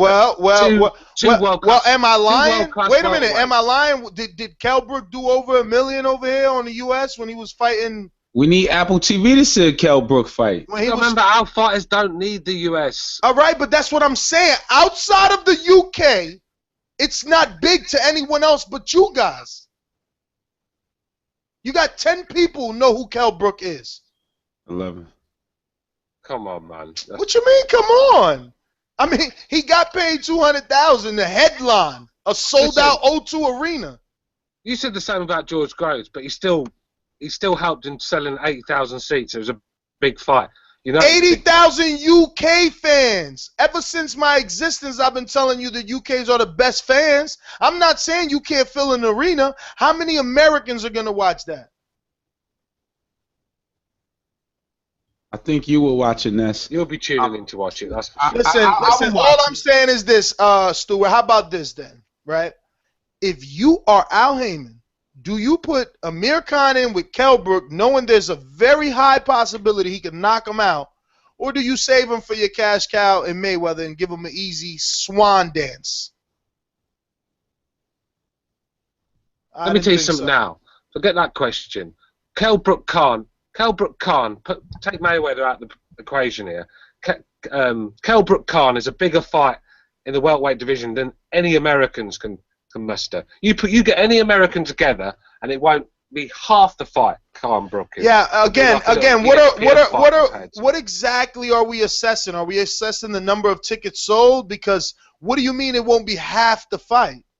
Kell Brook is unproven. He beat one real welterweight. Sean Porter. If Sean Porter beats up Broner, do they put him to fight? I don't know who they put him to fight, but all I'm saying is Khan has fought Maidana.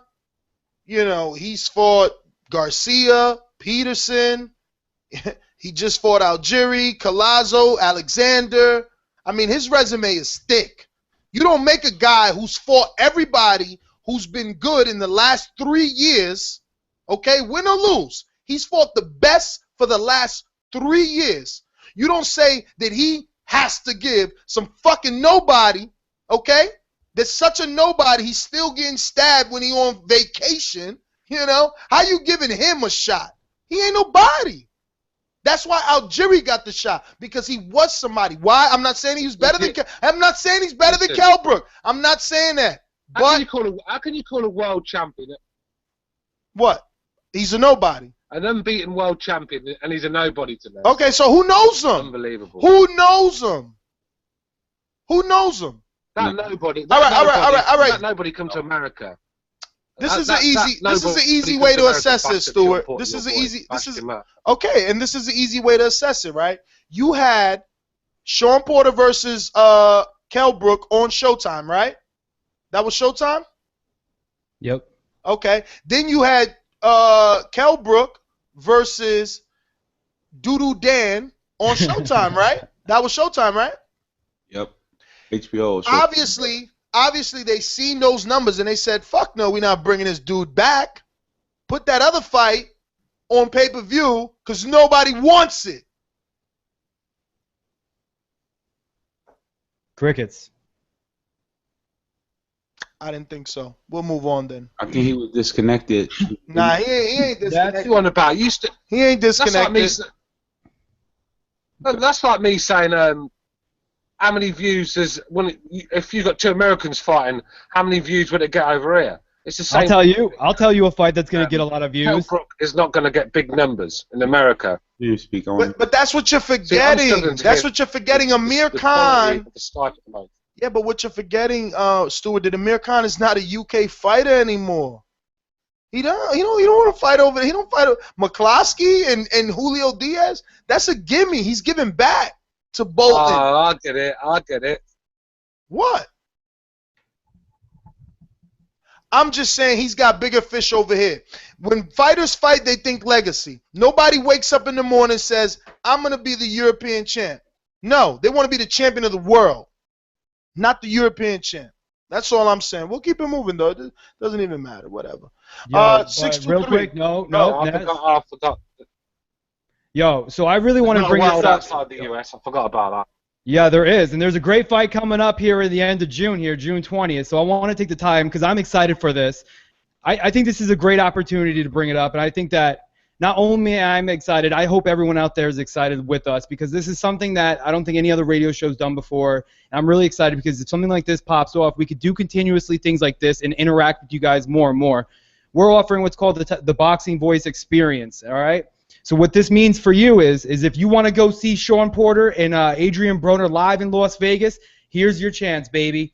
For $100, we're doing a raffle, and what you get with that $100 is 2 tickets to the fight, a round-trip ticket to Las Vegas, a meet and greet with Sean Porter, an autographed boxing gloves, and you get to hang out with me and Ness in Vegas, baby. And let me tell you, when we do that, we do Vegas proper. And for every person that signs up, gets a Boxing Voice T-shirt.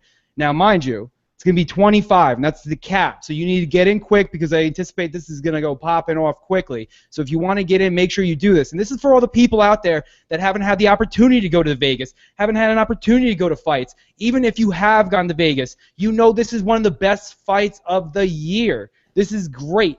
It's $100. You know you would do this for Vegas. So why not hang out with the Boxing Voice crew, support us. This is a great opportunity. I'm super excited. I hope everyone else out there is excited. Ness, what say you, bro? I love this, bro. Well, the interesting thing about it is that if we don't make the 25 cap of people, everyone gets their money back. Also, you just gotta do the value. You're talking about 2 fight tickets, definitely gonna be over $100 in value. We're gonna. It's in the 100 section, which means that lower bullshit. That means you don't have to bring the cotton for your nose because it's bleeding up in the top of that shit. Exactly. Then just the flight to Las Vegas itself. If you're in the New York City area, we're talking about a $500-600 flight. I mean, I don't know. How much is it for you if you're in the Arizona, California area? It's like $190. Gas out to Vegas alone is more than $100. So if you I can't stress this enough. If you're in the Midwest, if you're somewhere that you've never had an opportunity like this before, make sure you jump on this because this could be the only time that this happens. But if it flourishes, we want to keep doing stuff like this. But this really depends on your participation. We need your support out there. We need you guys to help us out with this because we're trying to help you out. We're putting our necks on the line, putting this huge package together, and I really think that if you take advantage of this, this could be the time of your life, bro. This is a great fight. It's going to have a good undercard. You're going to be able to hang out, meet and greet Sean Porter, and you know he's going to win that fight. And if you don't, make sure you're there cheering for Broner. Make sure you're there and be loud, be heard. Still. Shit, you meet Sean Porter, that's $100 right there. More than that. Yeah, that's the thing. You have the opportunity, of course, to meet Ken and Sean and the autographed glove. If Sean wins this fight, it's huge. Yep. That glove becomes a hot commodity. So not to mention, this isn't Showtime. This is a PBC card, and everyone who enters gets a $25 The Boxing Voice T-shirt. That's how much it costs. So realistically, it's not that much. And first 25 gets it. If you're 26, you're shit out of luck, bro. Better luck next time. So make sure you get that shit in quick. I can't be more excited about this. So just to give out some fine details, your generous $100 will have a chance to win this amazing TBV fan experience. So obviously, you'll, like James said, you'll get the shirt. The flight is going to be $650 towards the flight. But if you're on the East Coast, unless you're catching, unless you're booking from today to tomorrow, there's really no way you'll get a 650, especially not in June. So you'll have transportation, obviously, to get to the fight. You'll get 2 tickets, so you can bring your girl or bring your boy. And like we said, the autographed glove, the shirt, everything. So and we get to hang out. So you could definitely go to TheBoxingVoice.com. It's on the homepage. It's going to be right on the left. All the rules and regulations are there. And remember, if we don't make 25, everybody gets their money back, and no one is even takes a loss, right? And again, you got to value. You got to calculate the value. You're talking about $100 for something around $1,800 package, really, or more. When you calculate the flight and actually meeting Ken and Sean. But that being said, we got a bunch of callers to get to. But remember, just go to TheBoxingVoice.com. Right on the left, you're going to see a big banner. Tells you all about it so that you can definitely, check it out. It's 1 in 25 chance. So like James said, if you're number 26, you're shit out of luck. So the faster the better. Let's see here. And if you have any questions, be sure to hit me or Ness up on social media. We'd be more than happy to talk to you guys about it. We'll also be posting shit throughout the week to remind your asses. So don't forget, BoxingVoice.com on the left side. I just made a decision. I'm gonna be in Vegas as well, June 20th. Shit, I wish I could get something like this. Shit, before I did this show, oh my God, my mind would have blown. I'd have easily done this, and let me tell you. Yeah, I mean, $100 for 2 tickets right there. You've already beaten you've already gotten more for your 100. But anyway, on the homepage, you're gonna see it. It's really big in bold letters. 1 in 25 chance to win the TBV fan experience. Click on it. Check out the rules. Let's get back to these callers. Do you remember what number I said before you? 623. 623. Phoenix, baby. I think that's Aldo from Arizona. Some people wanted me Stuart Little. Yeah, well, these are the things, because if Triple G happens, we're all going to that one. Triple G Fracture. But 623, talk to us. What up, man? It's Al from Hot Ass AZ. Yeah, man, that's a good thing you guys are doing. I'm gonna try to do that ASAP. But and again, happy birthday, Ness. And John David Jackson, man, he let Chris Algieri out the cage last night. I was really impressed. I was really impressed with him, man, because he has good conditioning, man. 12 rounds of good conditioning. He came forward. He did a good job. The only thing, I think, and you got to remember, man, this guy really didn't have that much experience in terms of pro fights. I think it was his 22nd fight last night. So that's not that much, and he's played pretty good competition those last 3-4 fights. So if he could just improve and maybe of switching up his the way his offense is in a round, so maybe come forward for a first minute, they kind of move on a back foot, then back, kind of just keep it changing. I think Algieri would be very tough to beat because he has heart, and I definitely respect him after this fight. He gave him my respect. And then Amir Khan, I saw something on one of them boxing videos or I don't know, boxing thing, something, where Virgil Hunter, Keith Thurman was talking about, he's always been getting on Amir Khan about his chin, and then Virgil Hunter said, well, I know something about Keith Thurman's chin. Now, ain't that a bitch?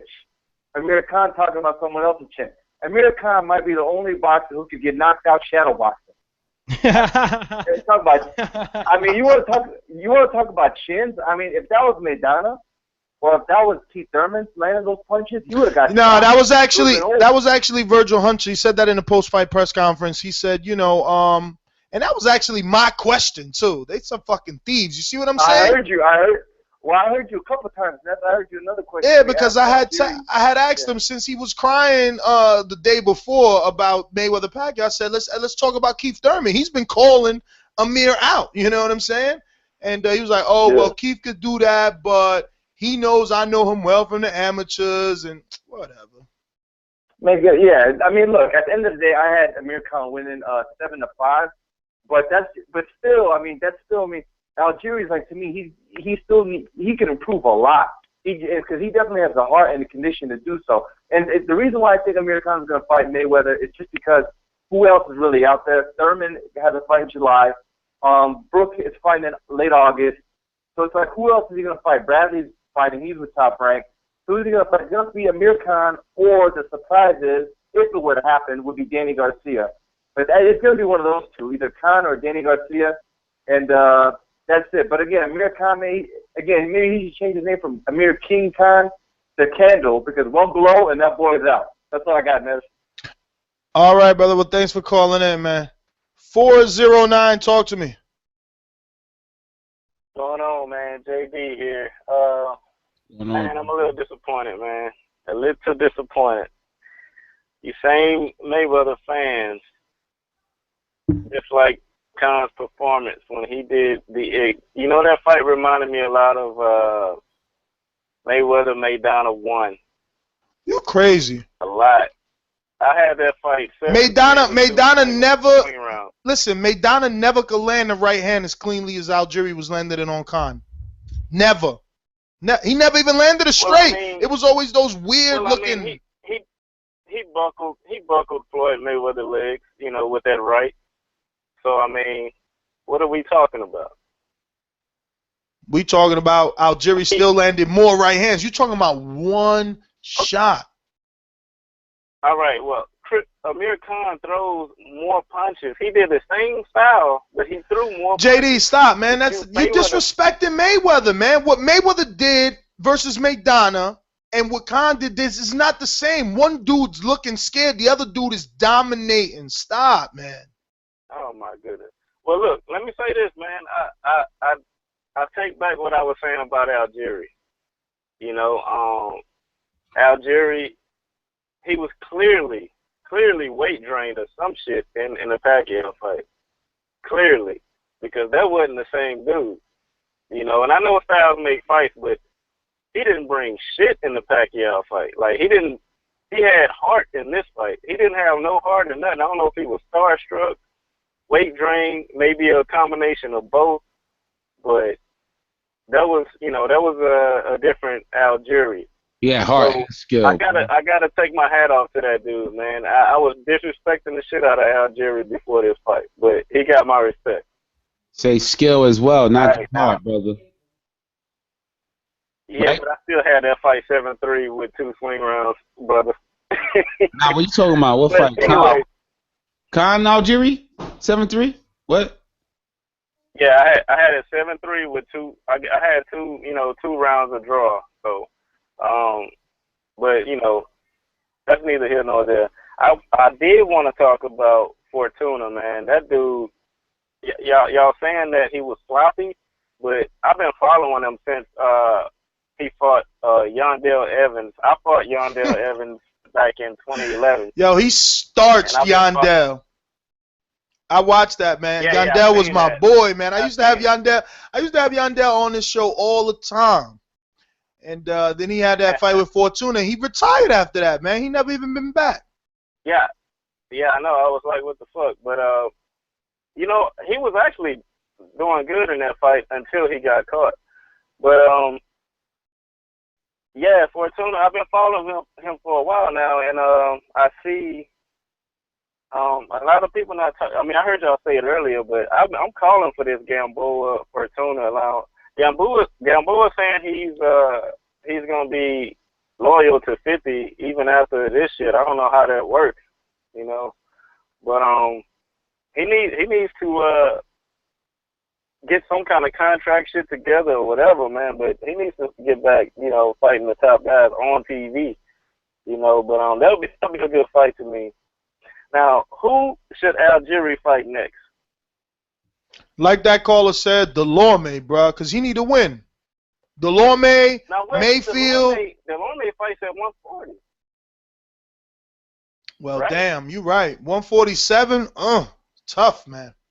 I was thinking Maidana.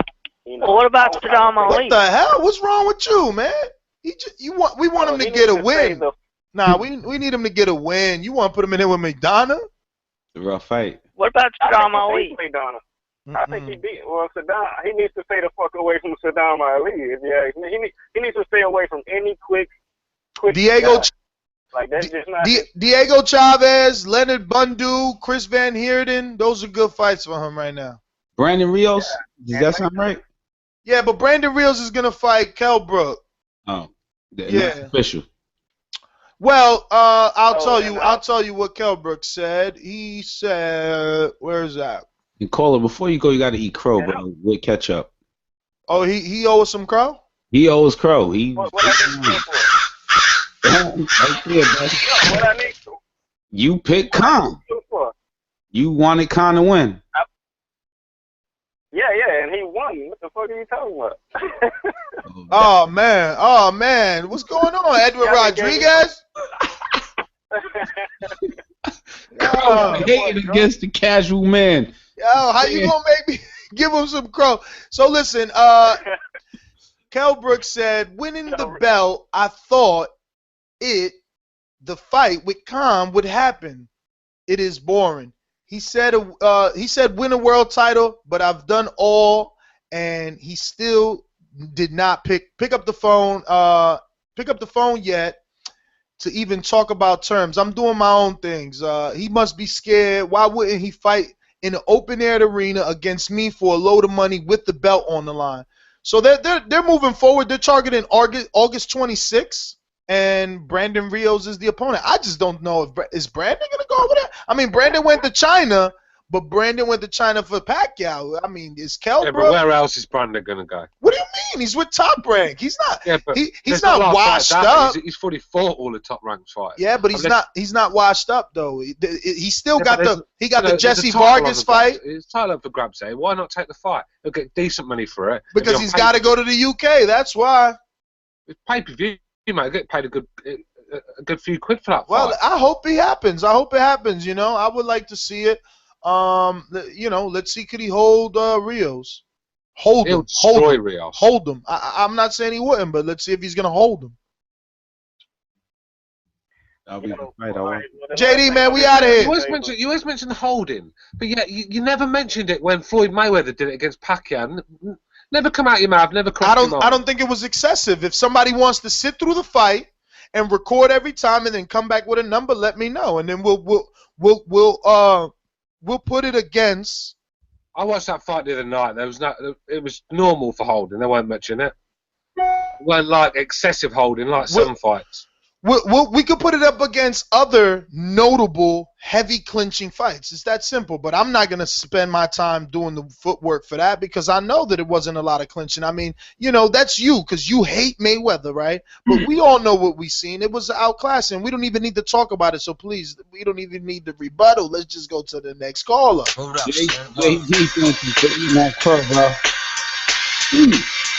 Yeah.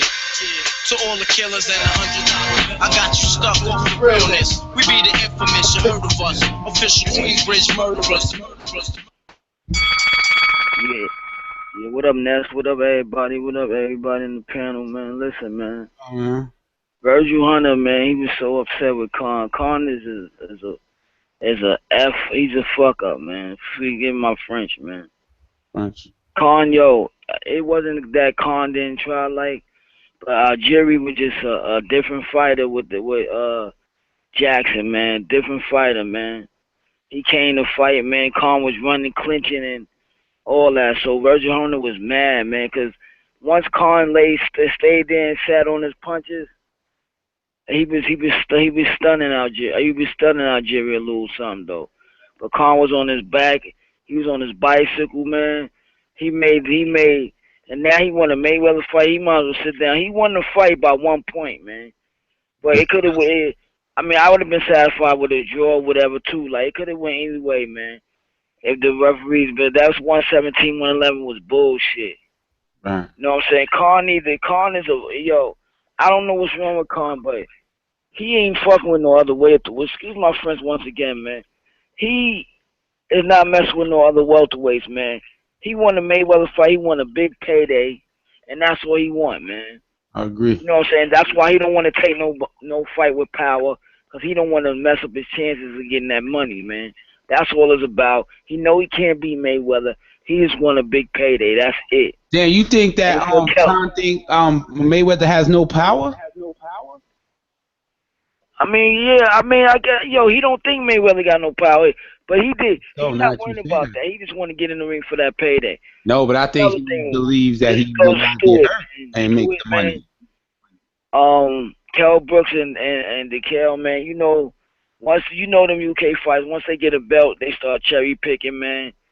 And they're going to be holding on the belts long as they want to hold on them. They're going to be picking cab drivers to fight and this, that, and the third. They're not going to step up to no contender. Yeah, do you know why that is? Do you know why that is, QB? Stewart. Step up, Stewart. Because it's hard to get a title shot these days in America. You're going to have to go over to America, fight on someone's terms, fight with everything going against you and get a win. And once you do that, then it becomes your turns. You got to come to the UK. Simple as. That's how it works. I understand that, but they ain't gonna be fighting nice nobody. To see a few American fighters. They're gonna be trying to hold on their passport out. They can, man. Yeah, I mean, I see them get their passports out once in a while. Most of them have got cobwebs on them. And another thing, Brandon Rios will be because I did the LE setback, and Brandon Rios said he had knocked Kell Brooks out in the UK. I disagree. Kell Brooks didn't fight nobody. I don't believe he could beat Brandon Rios, man. And if he do, he gonna be holding his sisters over there and all that. But I believe he could beat. I'm believing in Brandon Rios, man. He probably won't knock out Kell Brooks. I don't believe in Kell Brooks, man. You can write this in the diary, QB. Kell Brook will absolutely mutilate Brandon Rios. That is going to be a severe beating. Probably end Rios' career. And he'll treat him like a heavy bag. He won't mutilate. Yeah, he'll mutilate him, but he won't knock him out. No, he's not. No, he's not. And another one. I watched that Pacquiao Mayweather in slow motion. It's right on YouTube. On reverse, too. Every round in slow motion. It was a lot closer than y'all think. It wasn't no whitewash. No, it wasn't. Cheated, and that's all I gotta say. Y'all have a blessed night. No. You need Crow, brother. How? Oh yeah. Get my nah. I didn't pick Algieri. I picked Khan. No, we giving Crow out if you call regardless. You need Crow, brother. All right, QB. It's all good, man. Man, we getting some good feedback on the Sean Porter, TBV fan experience contest. So, remember, man, if you haven't heard me, press rewind, go back and listen to what me and James were saying, or you could just head on over to ThaBoxingvoice.com. It's right underneath our Twitter feed, and it's you click on there and it takes you to all the rules and regulations for the TBV fan experience, and we hope you guys join in. I'm glad you're excited. I was super nervous too. I mean, I had guys like Jose and James calling me chicken, but I was like, I don't know, because I didn't want to have a true indication of the engagement that we have. Like, I see the numbers and I know that you guys are there, but actually having you do things is always a nervous thing, right? But let me see. Who was that last number, Robbie? That was QB. That was QB. Oh yeah, QB. And let me see. QB, you cool dude, man. I just wanted you to eat crow. That's because he always eats crow. That's why. My name is Floyd. My name is Money Mayweather. I feel like just throwing dollars up when I hear that. Nah? No one? Yeah, bro. I hear that. Right? That's what I do. Yo, Mike, what up, bro? Literally dollars. 661. I guess that's not Mike, and another 661. $10 bills. Yo, start talking about Badu Jack. He'll wake up. 661. Going once. 661. Going twice. Hello? Yes, 661. Hello? Yes, sir. Oh, yes. I'm first time caller. All right, brother. One moment. First time caller. Ladies and gentlemen, making his professional debut, he is... It's no 50. What up? I'm from London.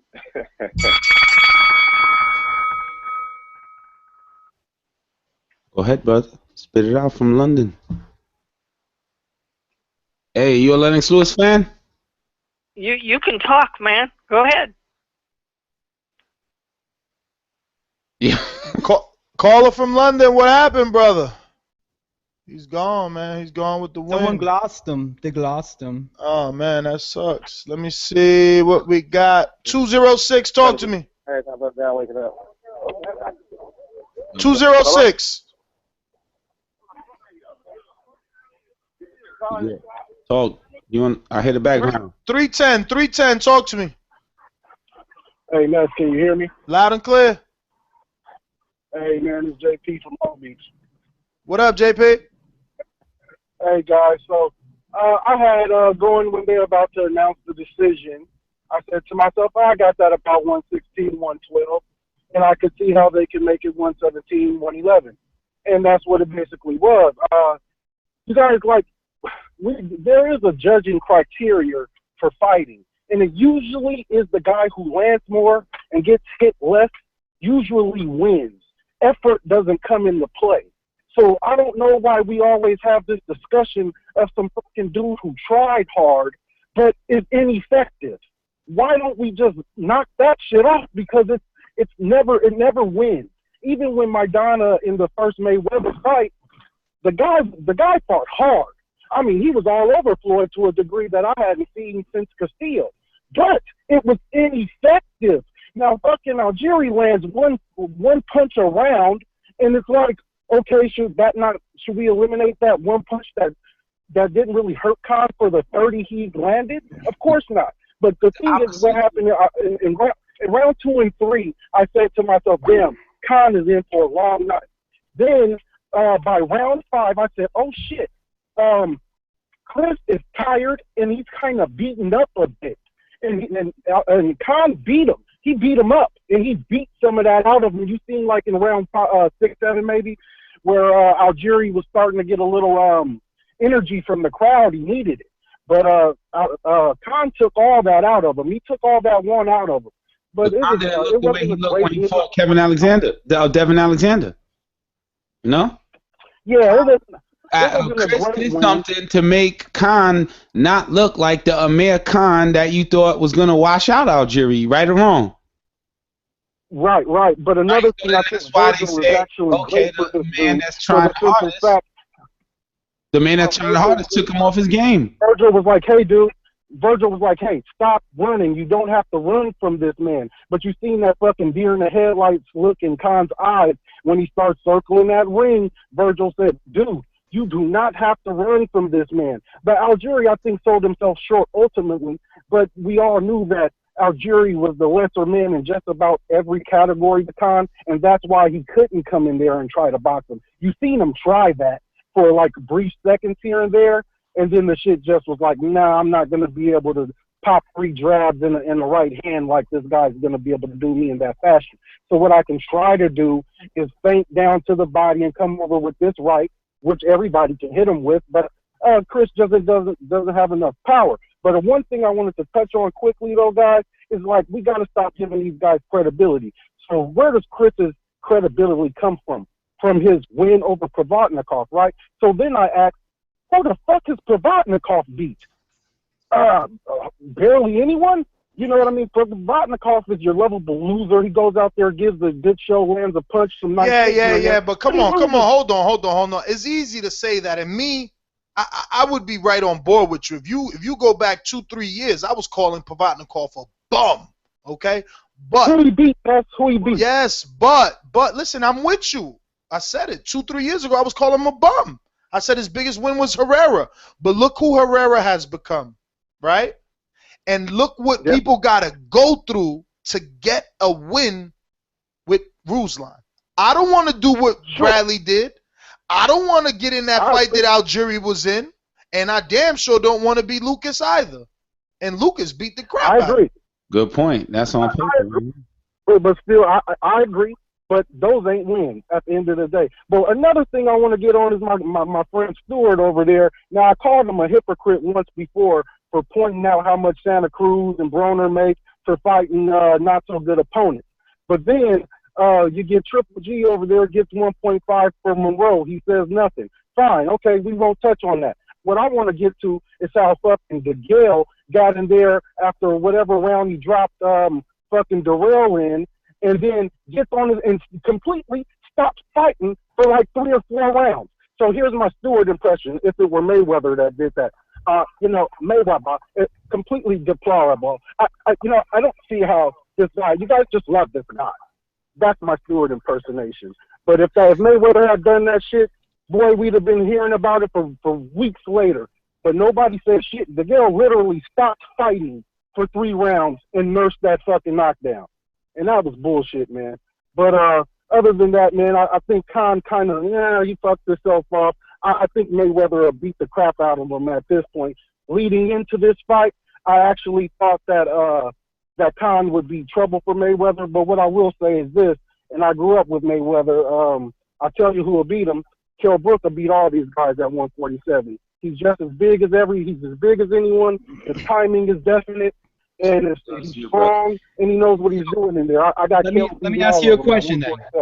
Let me ask you a question then. Somebody brought this up on Twitter earlier today. Let me get his name real quick because it was kind of a good point. Shit, I can't even pronounce that. It's like Goatki Kixira. Yo, do you think Kell Brook can move up to 154 and challenge Canelo? Because he is a big-ass welterweight. He brought it up, and I was like, that's not bad. But why? If it's there, the money's there. Shit. Why would even Canelo want that? Canelo... Yo, you guys are insane with this Kell Brook shit. Why would Canelo even care to fight 147-pound Kell Brook? Because he's a big ass 147, and if he gets one more big win under his face or under his name, could happen, man. I've seen crazier shit happen before, especially if Canelo goes up, snatches Cotto, and stays at 154. Well, you're right. I've seen some nuts stuff happen. So 310, man, thank you for calling in. Let me get to some other callers. We got a couple of minutes left on the live feed. Remember, 646-478-3068. Press 1 if you want to talk to any other host or just speak your piece on air. 832, you're up. Who's this? Whoa! N.O., what up, baby? Well, shit, hold on 1 second. Now. Talk to me. Yeah, man, I think Khan knocked himself out the sweepstakes, baby. All he had to do was go in there, put on a good performance, and he'd have been straight. But he went in that motherfucker trying to nurse, trying to protect himself, I guess trying to make himself look good. I don't know what the hell that was, man. You trying to make an impression, like, you know what I'm saying, to get one of the biggest fights in the world, but you gotta go out there and let it all hang. That's why Virgil Hunter was getting on his ass like that. His opponent was tough.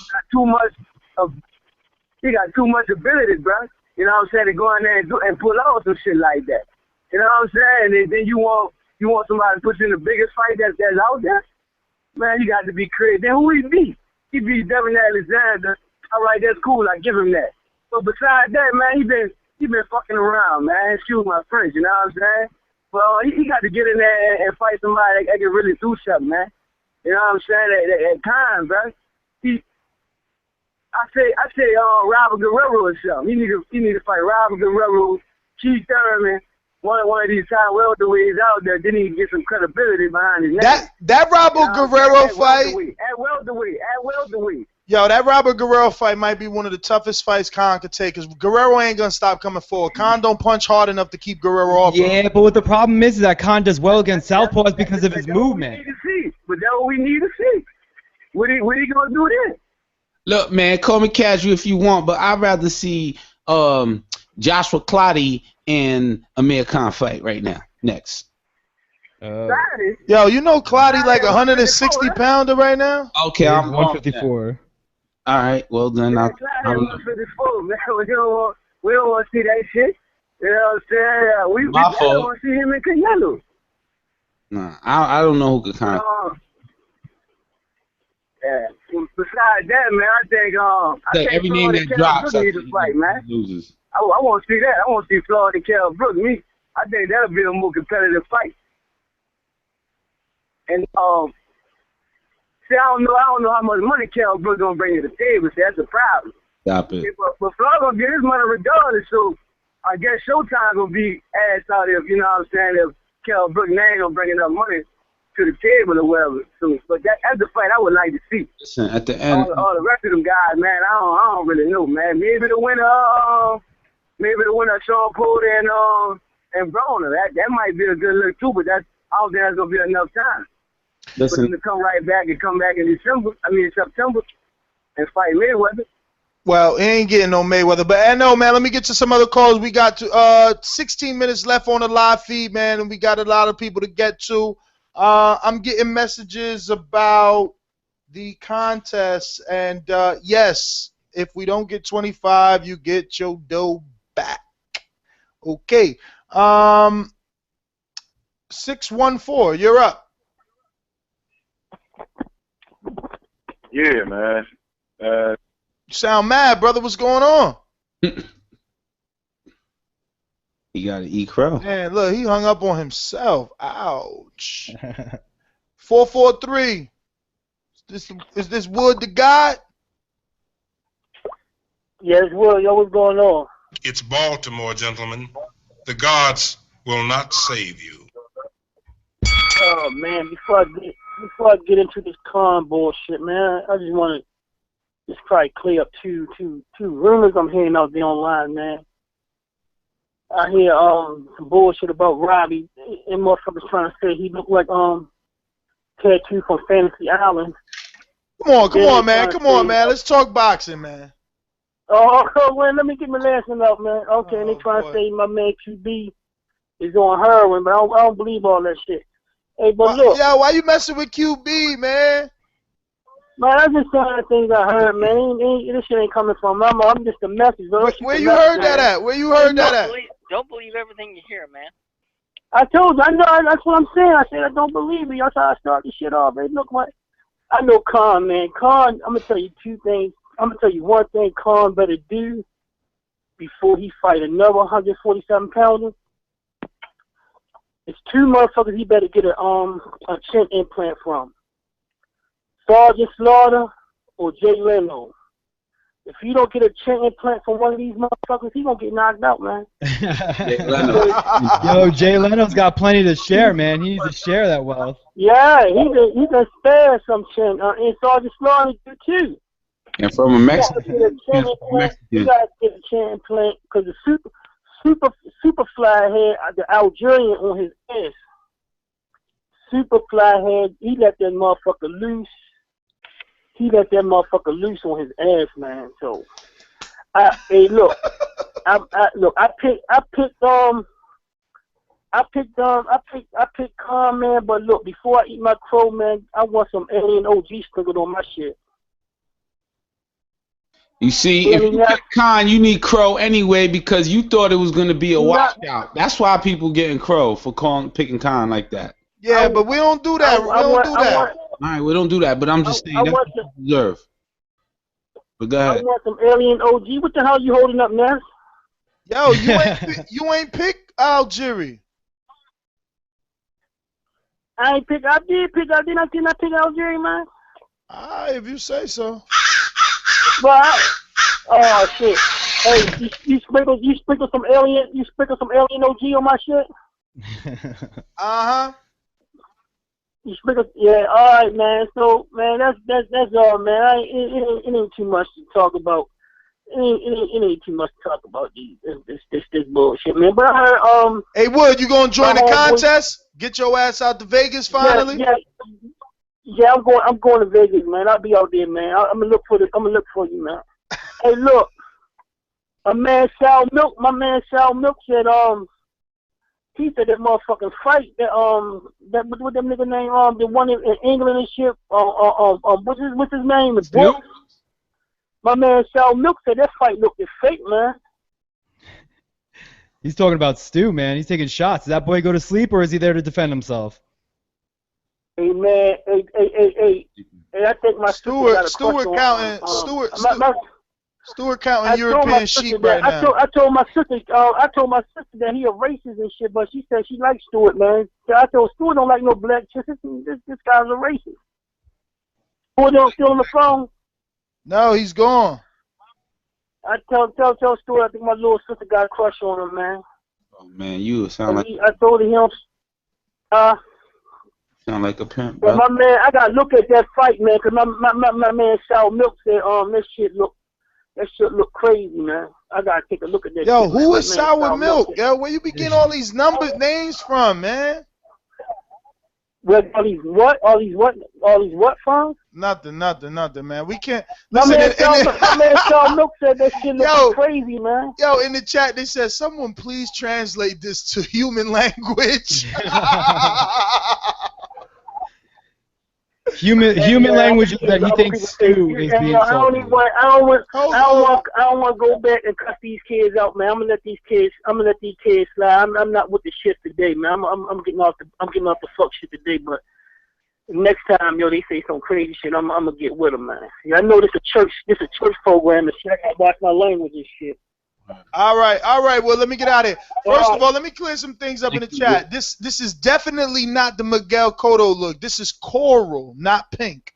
And also, no, the contest is not rigged. What the fuck? Somebody called your shirt salmon. Well, whatever, but it's not pink. That's you know. I had sushi today. They took me to a hibachi spot for my birthday. It was awesome. Happy birthday. But this is not a salmon or a pink shirt. Beat it. 651, you're up. Who's this? This is Sour Milk. What's up? 651, you're up. What? Yeah, what up? This is BJ from Minnesota. What up, BJ? What's going on, brother? Oh, not a thing, man. Not a thing. I just wanted to chime in on the Chris Algieri, Amir Khan. Now, overall, Algieri did a lot of things that people really weren't expecting him to do, and I think a lot of it had to do with him switching trainers. And you know, I think that if he has certain opponents in front of him, he'll see a lot more success with the training change.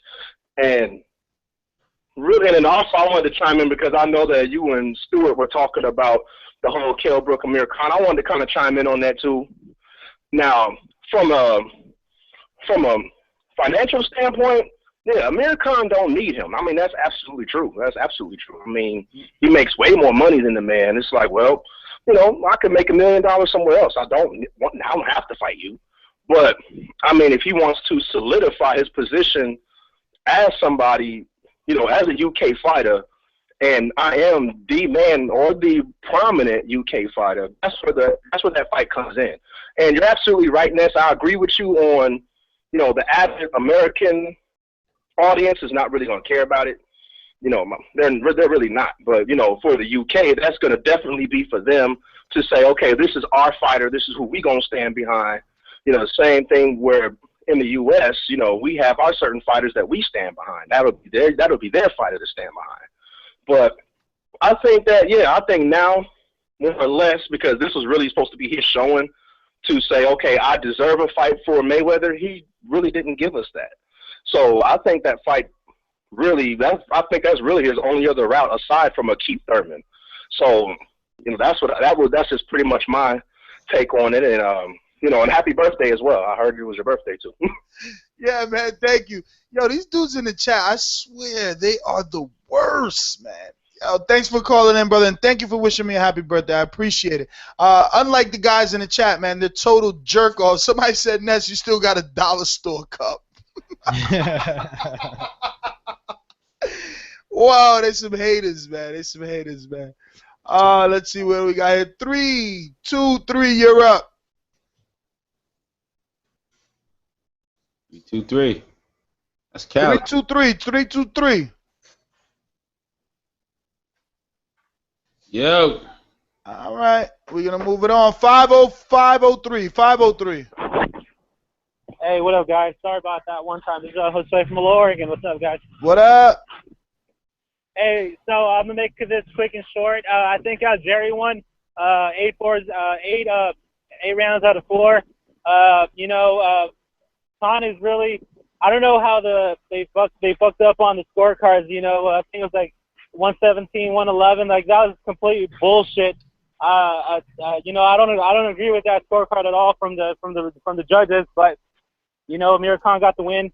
So, but I want to say that I liked how Chris Algieri fought. Like, you know, he came in forward, he came fighting like a brawler, almost like a Brandon Rios type fight. So, you know, he brought the fight. I'm glad that happened. You know that. You know, because I predicted that you know, Khan was gonna bully Algieri, but it was completely the opposite, man. I thought Chris Algieri won. So that's about it. And but I want to say that I think if Rios gets into the ring with Kell Brook, he bodies him, man. I think Rios dominates that fight, man. And I hope it comes alive, and Rios, the guy always comes to fight, and he's an exciting fighter. But that's all I got. So thank you. All right, brother. Man, these dudes in here, they in here guessing ages, talk about I'm older than Robbie or something like that. Ness been skipping the I gym. can vouch for the fact that you're not Ness, so don't let those people bother you. Yeah, they're just good old fashioned weirdos. What you could do? You can't. That's right. Can't live with them. Can't live without them. My man, the scholar, Suleiman, the scholar, talk to us. All right, everybody, brace yourself. Yeah, how you doing? How you doing? Listen, this fight was a great fight, and that's why they had 3 judges, because in my card, Chris Algieri won that fight. He was the aggressive fighter. He's dictating the pace.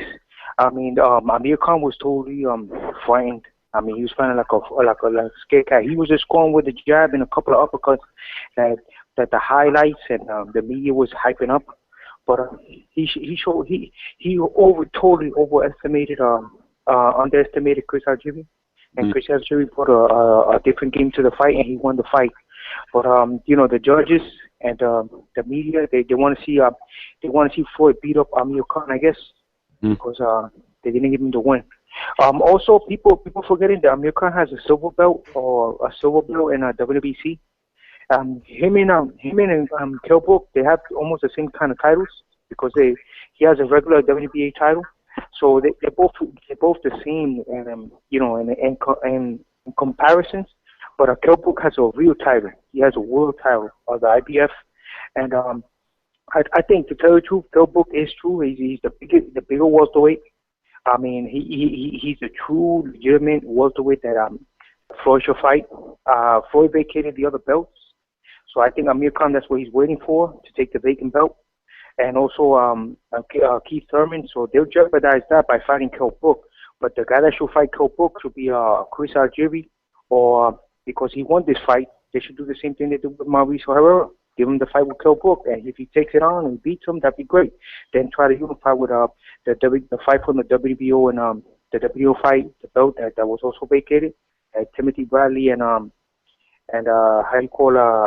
Timothy Bradley and Jesse Vargas are fighting for. Who do you want to see fight? Right now, who do you want to see Khan fight next? What happened? Who do you want to see Khan? Yeah, well, I don't want to see Khan's a slap boxer. He showed it again. I mean, people getting tired of him. He got a lot of hype, generates a lot of dollars in England, and that's the only reason they're hyping him up. But he's a slap boxer. He showed it in this fight. He has no power. I mean, he runs around like he has like an Olympic style of fighting. Right now, if he go in the ring with Saddam Ali, Saddam will knock him out. Khan knocked out by Saddam Ali. That's what you're saying. Saddam Ali will knock out Khan. Saddam Ali will knock out Khan. That's a good. That's a good fight. I like that fight too. I like that. I didn't even think about it. I was thinking Saddam Ali, Algieri. That's a great fight too, man. Battle for NY. There you go. So you guys in have NY. Night. I mean, it was a fight. Salam Adi, they both like Arabs, right? All right, Suleiman, thank you for calling in, brother. 985, talk to me. Suleiman, thank you. 985, where you at? 1, 2, 3, 4. Throwing the towel? 470.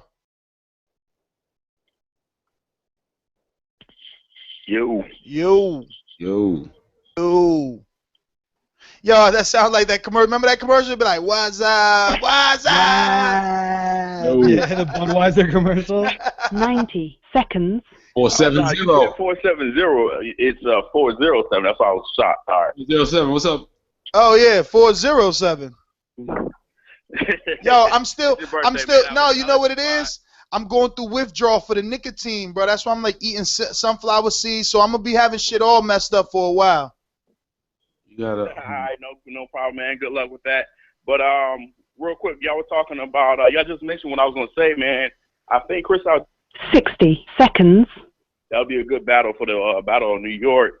And also, too, if he wins, that kind of gives him a little bit step back up that he does belong at that division.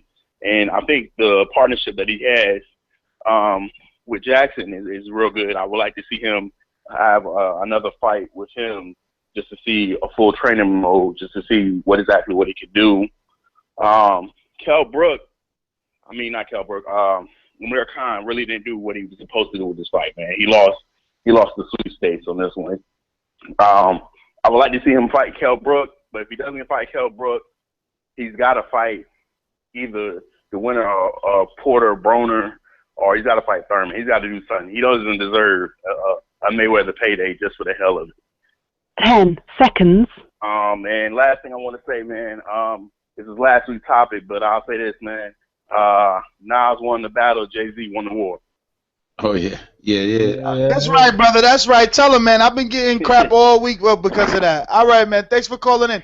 614-614.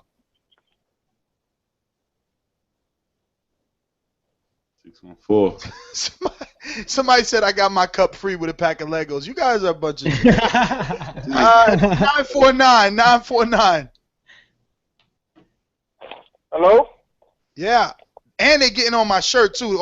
Everything is Kodo. I'm in Kodo's closets. They out of Kodo's closets. Somebody said you had Kodo Crocs on. 949. Yes, we hear you. Hello? How's it going, man? It's going good, brother. So, with regard to the Khan Algieri fight, it was very competitive. I haven't scored it round for round, but I have Khan winning from the eye test. I had Khan winning by maybe 7-5. The judges' scorecards were ridiculous. I feel when you want to say that this fight was a quote unquote robbery, it's not a robbery because Khan won by 7-5. It's a robbery because once you have cards like 117, 111, that shows that Algieri never really had a chance in the first place. That's why I would call that type of fight a robbery. But as far as how he moves on, I think maybe Khan. I don't want to say Khan versus Mayweather. The way Algieri was landing that right hand, and that's like Floyd's favorite punch. You know, it would just look terrible. It would just be a disaster. Right now, I want to see Khan maybe versus Brook. I think that's the only way now he can prove to, you know, the hardcore boxing fans, like, hey, I'm here and I'm in the welterweight division and I'm ready to say. That's the only fight I want to see him fight next. As far as Algieri, after the Pacquiao fight, I lost a lot of respect for him. But then this fight just shows how great Pacquiao was. You know, Algieri isn't really a bad fighter. But yeah, what did you guys think about the fight? Well, it was an entertaining fight. It was an entertaining fight. We also talked about it for like an hour and a half, brother. You're gonna have to go rewind because we got a lot of callers behind you that still need to get on. But thank you for calling in. Do appreciate it. 647, you're up. I'll give the fight 3 stars. Out of 3? 3 out of 3. 647, talk to me. Yeah, feliz cumpleaños. Gracias. Just calling in from Toronto, Canada. I saw you at the Provodnikov Matisse fight. Oh, nice, brother. What's going on, man? Yeah. What's your next fight you headed to, man? What's your next fight you headed to? Listen, you're in Canada. You really should be joining the contest. That'll save you some flight money for sure. Yeah. I'll definitely join in that contest. Yeah. I'm hoping that Rocky Martinez and Salido do a rematch. Yeah, man, that ended up being a pretty good fight. Yeah, so hopefully, you know, they can do a rematch in New York, and I'll definitely go to that. But I just want to say in regards to the Khan and Algieri fight, Khan blew it. He blew it. His chances of getting a Mayweather fight, he doesn't deserve it. I think that I think that right now, I think the only guy that can beat Mayweather, and that's if Mayweather wants to go up a little and wait. And I think the only guy that has a good chance of beating Mayweather is Islandi Lara. Oh. I mean, yeah, yo, say it, casual fan. Styles make fights. That's I guess the epitome of a fight like that. I guess, right? That's what is Lara's weight class? He's 154, but I mean, if Mayweather would move up for Canelo, I'm sure he'd go up for a smaller Arislandi Lara. But then we get into the same spot where what does beating Arislandi Lara do for your resume? I mean, realistically, he already beat the guy that beat the guy. So I mean, I think that'd be a competitive fight, but I highly doubt that he takes that because of how sloppy it would be. Plus, I think it'll also be a snooze fest. Those dudes would be like on the opposite sides of the ring before they even came to each other. Right. And besides, Floyd would make a catch weight for that. Honestly, I think Keith Thurman deserves the Mayweather fight, but I know he won't get it because he's going to be fighting in July. Amir Khan totally blew his shot at a Mayweather fight with his performance on Friday. He was supposed to go out and look impressive, and he looked anything but. Definitely. Shit, if Broner loses to Porter in spectacular fashion, like say Porter knocks out Broner, I'd see Porter Mayweather. Yeah, me too. I wouldn't have a problem with that either. The only fighter that would make me really excited, thinking that that whole Pacquiao Mayweather excitement again inside of me, is Keith Thurman. Other than that, I don't see anyone beating. But because he's got a fight in July and Floyd's got the date in September, it won't happen. I know, it's just 1 month. You're right. So yeah. So keep going, caller. What's up, bro? Well, all right. Go ahead, caller. I think that was 647, man. Thanks for calling in. Let me see. 858. You're up. Hi. Can you guys hear me? Loud and clear. Hi. I have a couple things to say, and it's pretty much just want to tweet on. Algieri, I think to begin with, I actually picked him to win. Not to win. He was not going to win just because it was a PBC card, and it was like no way he was going to win. But I didn't think that it was going to be a blowout. I figured that Amir would have his hands totally full with Chris Algieri. And despite what everyone thinks about Chris Algieri, I actually think he's the type of boxer who actually sits on his punches. Like, he loves things. He's a good boxer. I actually think he did more boxing with his other coach, but he likes to like mix it up. So I figured like somebody like that would give him a problem. But wait, it sounds like you're saying that you didn't think that he gave him issues. Don't you think that Algieri gave Khan issues? Yeah, that's exactly what I'm saying. He gave him a lot of issues. And when you're looking at someone like Amir Khan, who is an Olympian, who has like been there, done that, and was pretty much a little kid boxing, he should have plowed through someone with a like Algieri. Same thing with Pacquiao. And despite what people think about that, but I actually think Algieri did really well with Pacquiao. Yeah, he fell over a couple of times, or 6 times, or whatever, how many times it was, but he didn't get knocked out. And he should have knocked Chris Algieri out. There was no way, or no reason why Chris Algieri, anybody that's selling Chris Algieri needs to reassess himself. For him to stand up and have like a almost blinding eye. You saw Lucas Mesquite with his eye. Hey, excuse me. Can you talk into the phone? And I think that you might be walking. If you want to just stop while you're talking, because it's just going in and out, in and out. She's jogging. It sounds like she's on her night. Get off that treadmill. Yeah. She's running from Pacquiao haters. I don't blame you. Mic on your mouth. She's on the headset. I'm just saying that with the fight with Pacquiao, he did better than everyone is saying. In my opinion, I think Chris Algieri did good with Pacquiao. I mean, yes, he did fall down a lot. Yes, he did get knocked down, but he didn't get knocked out, and that says a lot about this kid who stays in there, and he's not going to go down no matter what you do.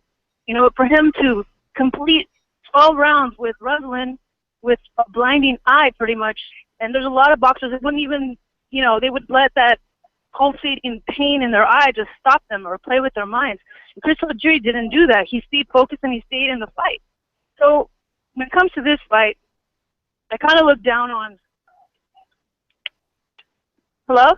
Yeah, you're here. Go ahead. We're letting you burn. Okay, I kind of look down on Amir Khan because you know, he's an Olympian. He should have taken him out. There shouldn't have been none of this to and fro, back and forth. Algieri shouldn't have won any of those rounds, in my opinion. Me too. It should have been a blowout. And I don't know. That's the way I see it. It's a good fight, but moving forward, I would like to see Amir with somebody else, not Floyd, and maybe bring Sammy Vasquez into the picture. Somebody who, you know, is a real threat that is just now with Al Heyman, who, you know, he can probably fight with. I mean, I know no one's ever really talking about this guy yet, but I think he's a major threat to the welterweight division. Who's a threat? Who's a threat?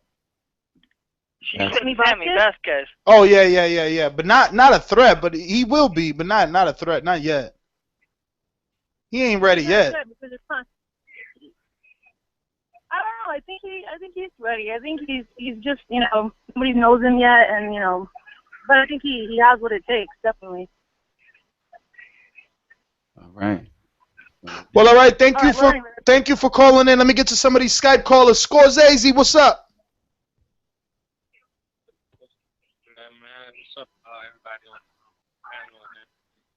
Scores. He's shaming himself, man. Scorsese, you need to talk up a little bit, brother. You need to talk in your microphone. There you go. You sound better now. What's up? I feel like Khan should be a little ashamed of himself. Like, I told him that I felt like I was watching Chris Algieri or some shit. Like, he made this man look like a monster, bruh. Like, you can't do. Come on, like, and then people calling talking about Mayweather, Maidana the same way. Maidana got like he got like 30 knockouts. His knockouts grown men. Chris Algieri knockouts going to second grade. I can't compare that. And I'm talking about like he not dominating. And I seen a 7. I could see a 7-5. I didn't score the whole fight. Well, I scored a fight, but I didn't keep it. And I was looking at round 1. Round 3, 4, 5, and 11 and 12, and I felt like Algieri could easily steal those rounds, and there's some more swing in that too. And Virgil, even when Virgil Hunter told him to sit down and really fight, like he still wasn't getting the job done. Algieri had the better body work. And it just wasn't body work. This man landing clean headshots. He doing whatever he wanted to do in the ring. Of course, he didn't cut the ring off all the way great all night long, but I mean.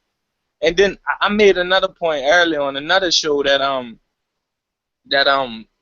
John David Jackson. I know Floyd Mayweather. I know his dad probably gonna win Trainer of the Year. Floyd gonna win Fight of the Year because they won the biggest fight of the century, and that's okay with me. But just by the eye test alone, John David Jackson is probably becoming one of the best boxing trainers in the game. If you could take Chris Algieri, who spent the whole night on his heels and his back foot. And like I said, Algieri, whatever. I don't know what the fuck. I don't know what kind. Algieri.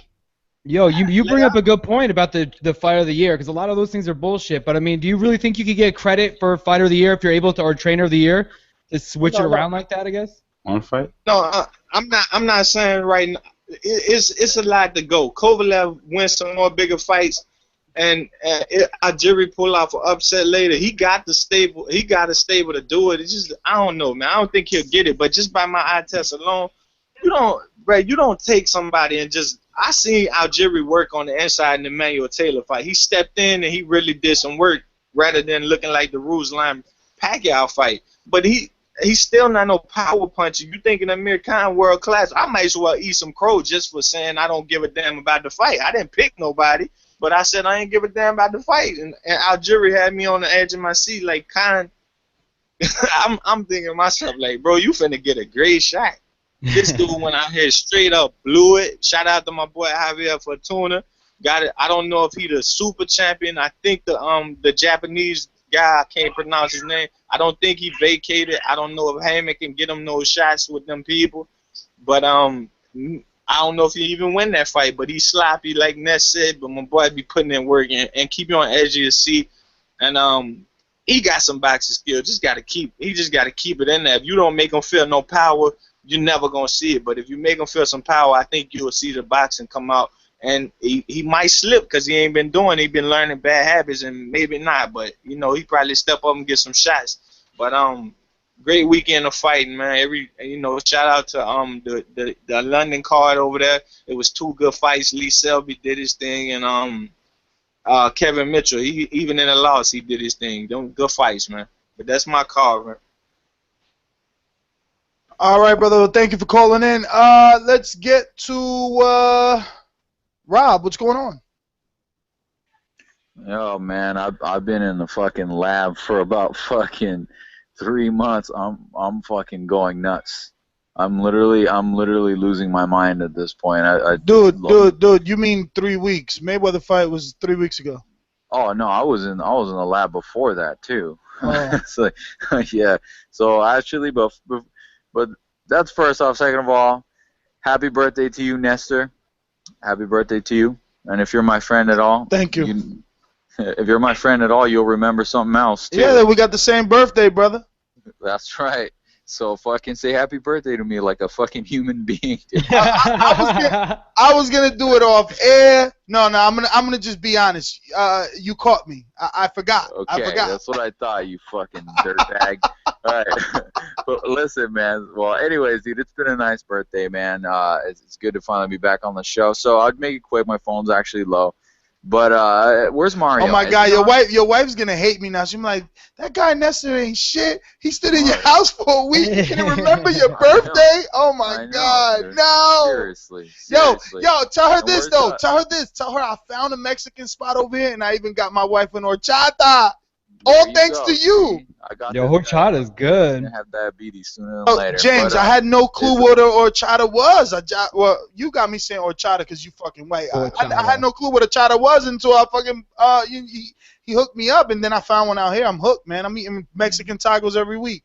There you go. And where's Mario at, dude? Mario Munguia, dude. He's hiding. He's hiding because he said Khan was gonna beat Mayweather. Oh my God, this is the only reason I called. I was hoping he'd be on, because oh my God, are you kidding me? If Chris Algieri had won, like James, you play Fight Night, right?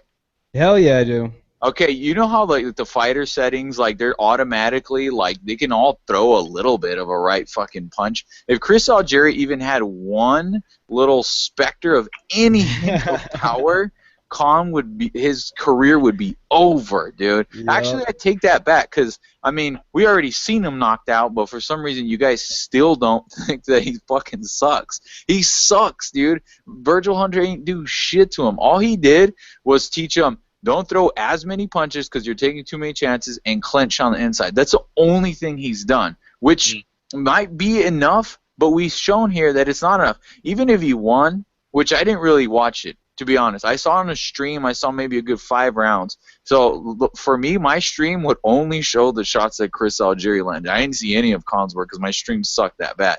But I kept seeing those rights over and over and over. You kidding me, dude? A Maidana rematch? He's done.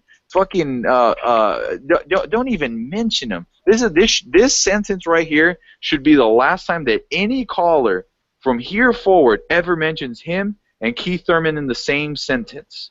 That's it. That was the last one. And in the same, not even paragraph, in the same chapter, this will be the last time anyone ever mentions Khan with Floyd Mayweather ever. That's it. This was the last time. Callers from here on out, he's not in the same fucking league. This dude will constantly throw a punch and come back with his chin sticking fucking straight up in the air, his chin made out of fucking glass, made out of fucking feathers, and just something that's completely not stable. That's what his chin's made out of. And fucking if Chris Algieri had a fucking even less, anything that's half of a feather's worth of a punch, he would have had Khan out of there. It was fucking just, it was pitiful to me. The dude is not any better under Virgil Hunter, and he's not any better at 147. Instead, he's fighting lightweights. He should not. Oh my God, this dude sucks. He sucks. He should fucking stop. He should straight up stop. I'm impressed with Chris Algieri. I'm impressed. I think he did pretty well. The game plan was good, but he just doesn't have the strength to do it. And I don't know. I don't think he'll always be able to compete, but he'll never be able to get past those next level guys. Because Khan is at a higher level. I'm not gonna take that credit away from him. He's at a world class level for sure. but he's not an elite fighter. He's more of that gatekeeper status between, you know, the contenders and the world champions, and then he's not the gatekeeper for the champions and the elite fighters. He's below that to me. And I think fucking, oh my God, Keith Thurman's gonna, oh dude, they shouldn't make that fight. I feel bad. Like, I feel his daddy fucking looking all ugly and shit, dude, all horrified again. I can't take it. I can't do it anymore, dude. I can't, dude. His mom doesn't even go to the fights because she knows he's gonna get knocked out. Like, come on, man. I mean, I'm not gonna make that personal, but dude, that dude sucks. Come on, you kidding me? This is horrible. Fuck, dude. Oh my God. They're not gonna make it a Thurman fight. He's gonna fight somebody else. Dude, no, let's take Thurman out. He already beat Maidana, so let's talk about that fight. Give Maidana that chance, dude. Give Maidana that chance to redeem himself. Picture Maidana hitting fucking Khan with that same right that he hit Floyd with. It's done. All Maidana has now is a jab, and that's all he needs to win this time around. Let's talk about that fight. Because he already has the win, and he can claim that. I think I don't even think it's a close match. I think fucking Maidana knocks him out. The fighter he was then, the fighter he is now, two different guys, dude. He knocks him out. Garcia is gonna introduce himself to 147 and you know knock him out again. Hell yeah, I'm all for that. I'm all for that. Are you kidding me? He just showed Chris Algieri just showed the game plan. It's over for Khan. It's done. All you have to do is throw an overhand right. Hey, could you imagine Marquez hitting him with an overhand right? Oh, gosh, dude, that would be insane, dude. But you know what? Whatever. I'm gonna stop bad mouthing the guy, but that was just horrible. I like, you're a world class fighter and you're backing out. The same shit with Andre Durrell, man. How are you gonna back out with your chin sticking up, dude? That's why you got caught. It's like that's the first thing they teach you. They teach you the jab, then they teach you to slip underneath, dude. Come on, dude. Like, fuck, get it together. All right, I'm done. Well, happy birthday, Rob, though. Happy birthday. Thanks. Happy birthday, Rob, man. We're going to party with you in Vegas again. We got another Skype caller here. EJ Boxing Live. What's going on, EJ? Yo, I'm good, man. How you doing, Nesca? How you doing, James there? And how you doing, Casual? Yeah, I was at the O2 thing, and, man, the event was... You know, me and the guy was going through the card, whatever it was, a pay-per-view card, and you know what? The Kevin Mitchell and the Linares match, that right there, and the Joshua came of age, man. That was worth it, man. Like Kevin Mitchell, man, and Linares. I actually thought Linares was gonna win the fight, and you know, it looked that way in the first 3 rounds, and then Kevin caught him, and then Kevin was winning the fight, and then all of a sudden you see like Linares start busting Kevin's face up, man, and it was crazy. The crowd over here and over here where we are in the UK, West Ham supporters come to support Kevin Mitchell. They were going crazy. You know, we got a song over here, I'm Forever Blowing Bubbles, and the crowd. I don't know if you could hear it on the TV feed, but it was crazy. The atmosphere was crazy, and we was backing Kevin Mitchell. And after a while, I actually thought Kevin Mitchell might do it 2 rounds out. I actually thought he could pull it off until you see him get backed up. Linares caught him swishing with that jab to the body, left hook, and that right hand detonated on the side of the face. You see this face? It looked like it had a golf ball underneath his skin, man. It was horrible, man. It was horrible. His face swelled up, hideous. So he lost on that, and then Anthony Joshua knocking out Kimpin. Yeah. So I got a little some inside information. The referee, Ian John Lewis, when the mouthpiece came out of Johnson on the floor, he said. When he picked the mouthpiece up, he said Johnson's tooth was inside the mouthpiece. And the thing is, yeah, you know, after you see the interview with Kugan Cassius, and he was talking about bars, that guy said he got beat up so badly. That guy said he said, nah, I don't need a boxer no more. Joshua beat him so badly, he said he didn't want to fight no more. He want to change his career. Yeah, but Pacquiao said he had a hurt shoulder after the Mayweather fight. Like, anything after the 12th round, you don't pay attention. You got to give these guys a couple days. Man, he lost his tooth. He lost his tooth, man. What you talking about, man? Didn't Mayweather lose his tooth in the Maidana fight? Yes, he did. That's a point. But okay, but he ain't never been knocked out, though. Mayweather ain't never been knocked out. This guy never been knocked out. I'm just saying, EJ, we know that right after the fight, these guys are emotional. They don't know, you know. Okay, fair enough, man. Adrenaline. You got a good point. But the atmosphere was worth it.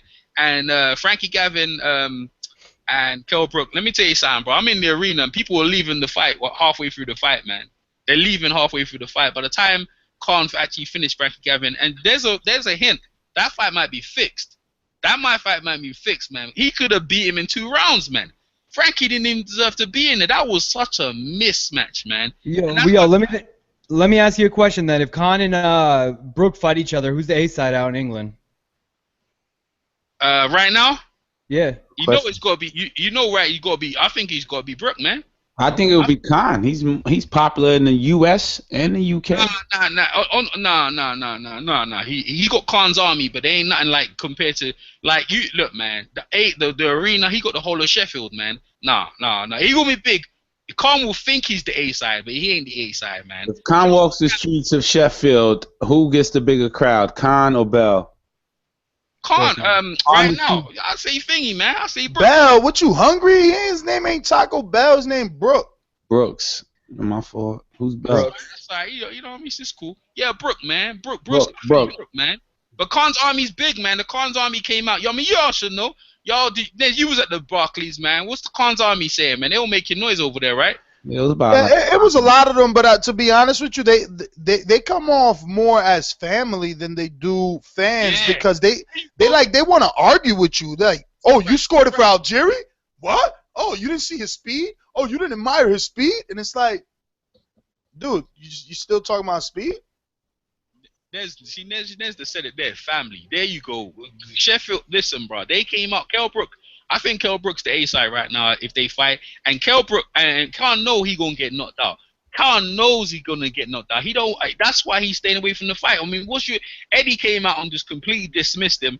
What's your excuse now? We've got a belt. You know, and we've got a location. What's his excuse now? He's still. I think Mayweather should fight Khan. By the way, I think Mayweather should fight him because Mayweather deserves an easy touch. And if you want to take an easy touch, fight Khan. That I ain't got no problem with it. So. It was a good fight. Overall, like, the weekend was pretty good. Brian Vasquez versus Javier Vachuna. I picked Javier Vachuna, and he just, like, I enjoyed that fight. That was a good backwards and forwards fight, man. But overall, man, it's been a good fight. It's been a good fight weekend. Next week, I'm looking for it. By the way, if Robbie's there, he can take my pick on this. I'm picking Cotto. I'm picking Gil to win this fight, man. Ballsy. I like it. You know what? You know what? If it was at 160, yeah, I would have been even stronger because it's the output, man. He throws a lot of punches, Gil. Not necessarily hard, but you gotta remember he's still the biggest star. He's lucky he didn't fight Jorge. What's his name? Jorge Highlander.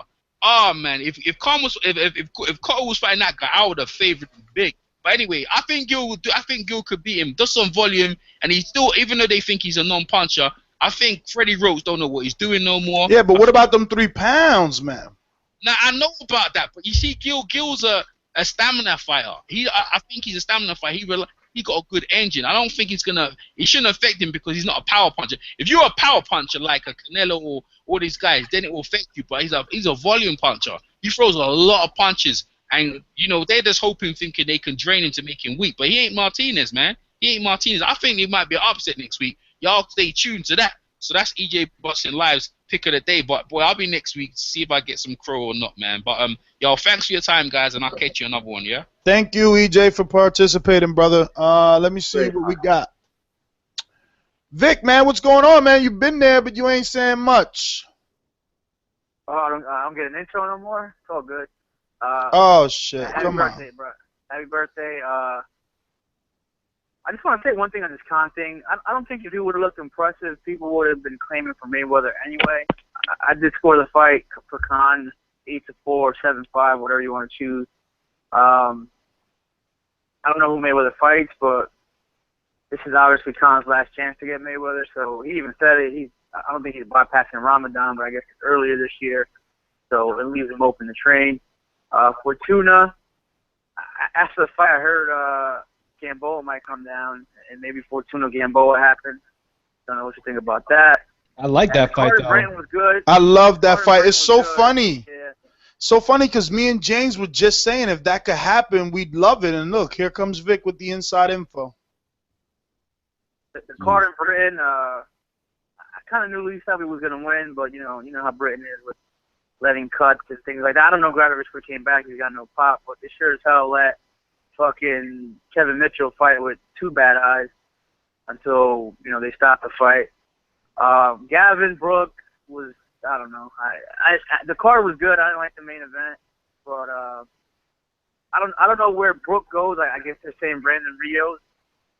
Is Brandon Rios? Yeah, actually, him and Hearns are saying August 29th, Brandon Rios, and they're gonna do it at Brawmall Lane. Lane, yeah. That's what I heard too. That's crazy. I don't know if you heard this, but word out of England is that Paulie was saying that he might fight Danny Garcia next. Hey man, I always wanted it. Wait, who's gonna fight Danny Garcia? Paul Malignaggi? No way. Really? Apparently, that's what he was telling people in the UK when he was there. After the beating he took against Sean Porter, he's going to get in with Danny Garcia? No, it's a different fighter, though. Yeah, but Danny and Porter are 2 different fighters. I don't even think that Danny could do what Porter did. Not make it look that way. Just hearing those 2 names, man, that's a Barclay let's make money fight. Hell yeah, that is a Barclay fight. That's a passing of the torch. Yeah, but that has nothing to do with like a real competition. No, you're right. I mean, he deserves no shot. But if it's at 147, it's actually Paulie giving Danny the shot. Exactly, because that would be Danny's soft touch into the weight division. Yep, same way Broner took it. Oh no, man. Yeah, I don't know if that's what people in England were saying. Hey Vic, what he was saying when he was over there. Vic, what's the real scoop behind this Eric Morales Roy Jones switch? Is it just that Roy Jones is tied up because of Pascal? That's what the rumor is, but I'm not sure. I don't know, because Jesse Vargas has been training in Vegas, but Pascal's gone to Vegas times too, so I don't know what the real thing is. Pascal was in Vegas for his last fight with Kovalev. Yeah, speaking of trainers, Chavez Jr. is going to be training with Robert Garcia, for those that didn't know. So let's see. I mean, he seems focused, man. Maybe that loss is what he needed. Actually, he already lost, huh? That's his second loss. Well, I mean, I think. Hey, let me try this Skype caller, Vic, because I know someone said they're calling from Turkey. Go ahead. I just wanted to say what I heard on the block. 1111. Is this the caller from Turkey? No. All right, hold on. Go ahead, Vic. Finish up. I'm sorry. I just wanted to make sure because that was pretty much it. That's pretty much what I heard. I don't know. I don't know who Mayweather fights, but I don't think it's definitely not Keith Thurman. So all eyes point to Amir Khan. I mean, maybe like you said, if it's Paulie, what month is Paulie Garcia? September. I heard it would probably be in August. August? That's not a quick enough turnaround then. I don't know. 111111. You're not from Turkey, but talk to us anyway. That's 5 ones, Vic Ness. Go ahead. You're on. Yes, sir. Yes, talk to us, brother. No. I'm there. Yes, that's you. Can you hear me? Loud and clear. High def. Brother, just talk. Don't even worry about it. Just go. Just go. Cool. Hi there, Ness. First time I called on the UK. All right, first time calling. Let me play the intro. Ladies and gentlemen, making his professional debut, he is... Just like that, yeah, just calling out. I mean, huge Amir Khan fan, but I'm telling you, man, bitterly disappointed with that performance. It's that was like watching Lamont Peterson all over again. Literally, it was awful. I mean, I was cringing all night. The guy, he just cannot fight on the inside. It's just plain obvious. I don't think he's learnt much from Virgil. Even Virgil was telling him in the corner. I think it was like the 8th round. He was telling him, "Why are you backing up? Don't pull out with your head held high." The guy, like I said, I think it's too late for him to learn anything new. I don't care where he goes. I don't think even if he went to Robert Garcia or whatever, I don't think he could learn an inside game. It's too late for him. I personally think he should just cash out. Personally, I think he should fight. If he can get the Mayweather fight, fine. Make a few bucks from there. get the Cabot fight and call it a day. I don't see a future for him in the welterweight division. Too many killers. Thurman destroys him personally.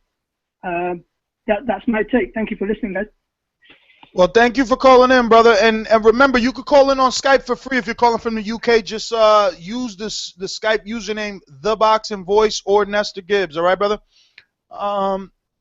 This might be Black Superman. I'm going to take a chance with it, man. I haven't heard that intro in a while. They call me Black Superman.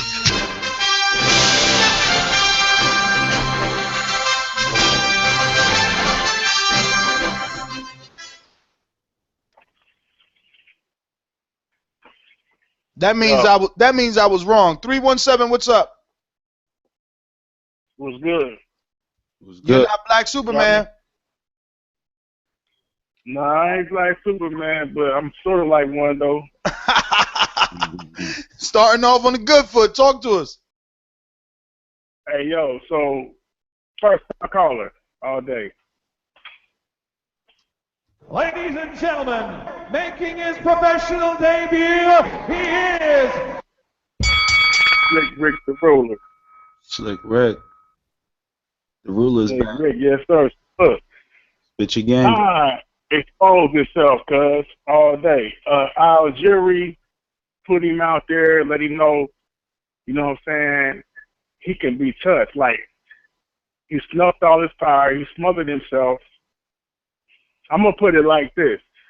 Everybody say he out of the Mayweather sweepstakes. I think that Khan showing this performance, this is the type of fight Floyd wants. Floyd gonna fight Khan or Algieri, one of the two, guaranteed. What y'all think? I was thinking Algieri possibility. I think it makes sense. Either or don't cause much of a threat. Yeah, unfortunately, I think you're right. But I think off the performance, I think Algieri deserves it more than Khan does. You know, I think Amir Khan was trying to protect his so-called position, and you could tell that by the way he fought. He fought a lousy fight. Yeah, he did. No, well, I don't know. I kind of feel like Algieri was all over the top. You know what I mean? He was coming pressing, but Khan's just, I don't know, man. I never really liked Khan since the Olympics. No way. You know what I'm saying? Like, I never really was feeling Khan's style. He always came off like he was just straight up. He fight like a Russian. No disrespect, but he fight like one of the Klitschko's. That's a good analogy, man.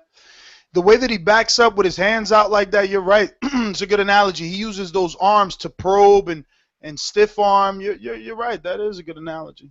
Yeah, like he be scared of he don't like to clinch and all that. I don't know. I never really liked Khan's style, but I think that he's tailor-made for Mayweather. Mayweather wants that type of fight. Easy work, you know what I'm saying, in and out, cash out party early. I think it's going to be Khan or Algieri. Watch. I think Mayweather's going to pick one of them two. Once upon a time, I thought Amir Khan was vicious and fast, lightning fast. Yeah, that vicious. Drained away, you know what I'm saying? But you're right, man. Algieri did make Khan not look too good, and I'm sure Khan feels that way today after reviewing the tapes. Yeah. 317, man. Thank you for calling in. 682, you're up. 682. All right. Well, that being said, that was our last caller. We're going to get up out of here. We definitely went overdrive mode here. But I got to go give Game of Thrones some of my time. Remember that awesome Sean Porter, TBV fan experience, Ken Porter, everything, signed glove, 2 free fight tickets, flight paid. Let's get this done. Head on over to ThaBoxingVoice.com. Go right underneath the Twitter and click on the contest rules and find out all about it. I already sent out the 2 Canelo gloves. I still got to send out the Ruslan gloves. You guys know who you are if you won. I'm trying to convince my wife. I don't really leave out the house. My office is in the house, so whatever. Don't kill me. But that being said, man, we'll be back Thursday or maybe before then. Hopefully we get something. Vic, any final thoughts? No, man, it was just a great weekend of boxing. There's really not much to say. I thought the crowd at Barclays was great, and I know a lot of people said I was waving my PVC pom-poms on Friday because I got my credential approved or whatever it was, but it was a good fight. Both fights were good. I mean, you got to call it what it is. I've been the biggest guy ripping out Heyman for the past Yeah, but Vic, I mean, you shouldn't even pay attention because when haven't you been approved for a PVC fight? I don't know. That's never happened. So, but either way, it was a good card. Thought the card in Britain was good. So I mean, we got fights this weekend, fights next weekend. It's a good time to be a boxing fan. Speaking of upcoming fights, we're going to have Jason Velez versus Daniel Ramirez in a 10-round featherweight fight on Fox Sports Deportes on Thursday, June 4th. Remember, but the big shindig with Miguel Cotto and Daniel Gills on June 6th. But the really good thing about this is that you can win some money if you head on over to Throwdown Fantasy Boxing and join in this because they got that $4,000 game, and you know, we don't have stuff like this. We don't have opportunities to make some money off our knowledge. So you guys should definitely check it out. I know James is a bit of a loser, but he says he's gonna be a winner pretty soon. Also, that's on HBO and on NBC and NBC Sports Nets in Carson, California. We got Robert Guerrero. He's going to be making his return to the ring, and this is a fight that you really can't get upset. I mean, James already said it. Aaron Martinez fought Josecito Lopez. We know what to expect, but at the end of the day, if you want a guy to fight 4 times a year, you can't expect all 4 to be top level. You got to give them an in-between fight. And I don't have a problem with this as long as we get more fights and we get our guys fighting regularly so they are in shape. And we could probably get rid of these catchways because if these guys are fighting 4 times a year, they're staying in their weight division. Why? Yo, are you mad? Training camps. Are you mad he knocks him out and then you get Khan Guerrero? I still think that's a good fight, man. I like that fight. No, I love Khan Guerrero because you need a guy that's going to keep coming. You need a Maidana, a Guerrero style of fighter in that 147 to put it on Khan. Algieri didn't have the right amount of power. What he lacked in power, he could have made up for in activity, but he didn't use activity. He didn't throw combination punches. Like I said, it was a 1 or a 2, never the 2 or the 3. Now, Robert Guerrero, he ain't going to play. He's throwing punches from the side of his back, his neck. Actually, head on over to the Boxing Voice YouTube. We got a bunch of footage. Lukey Boxing was out there. He's got interviews with Robert Guerrero, Bob Santos, with Ruben Guerrero, and a bunch of workout footage. You know, he's doing all the CrossFit, so we were out there as well. Check it out on the YouTube channel. I want to thank everybody for tuning in. Casual Fan, any final thoughts before we get up out of here? Yeah, man. It sounds like you want Khan to lose very soon, just like I do. Follow me, TBV_Casual Fan, and I'm Vic. I want to meet you in New York City. Get me in that PBC fight as well. And you know, I don't think it's a thing that I want to see Khan lose. It's just more of a thing that if he didn't have the fans he had, you know, because I'm all with a fighter rebuilding. Like if you lose, I'm not saying you're a bum. I'm saying go back to the drawing board. And Khan has done that 3 times, but that's the problem. People forget he's done it 3 times, and every time he rebuilds, he hadn't fought anybody. Like this is the best time he's rebuilt right here. Like he's actually winning. But the problem always is that, like, you know, he's not fighting guys with power. We know what to expect. So it's like, yo, pump the brakes, all you Khan fans. Let's see him in there with some Maidana-style power now. Not Maidana back then. Because that's what Chris Algieri is without the power. He's a Maidana back then. A guy that we never, you know, that we didn't really pay attention to, lost his first couple of fights because he went in tough. But he's going to turn around. The same way Maidana found Robert Garcia and they meshed. Listen, this John David Jackson marriage with Algieri looks good. I'm a guy that was always high on Algieri, so I'm happy that he looked this well, and I wish him the best in the next fight.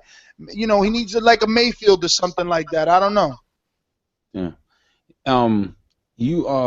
Damn, you lost my thought. Yeah, to me, the Maidana fight against Khan was Maidana was touching Khan to me. Like especially towards the end. He most definitely was, especially in that 10th round. I mean, he had him dead in that 10th round. Dead. Listen. Could have been stopped. Oh, absolutely in the 10th round. But we had Joe Cortez cheating. Listen, everybody on YouTube, don't wish me happy birthday. Press that thumbs up. Press that thumbs up. Share that show. We need that help on YouTube and Blog Talk. Remember, follow us on Facebook and Twitter. Like our Facebook page. All that good stuff. IG, we everywhere. But anyway, I'm out. All right. Late. Trumpets, niggas, trumpets. Thank you for using Blog Talk Radio.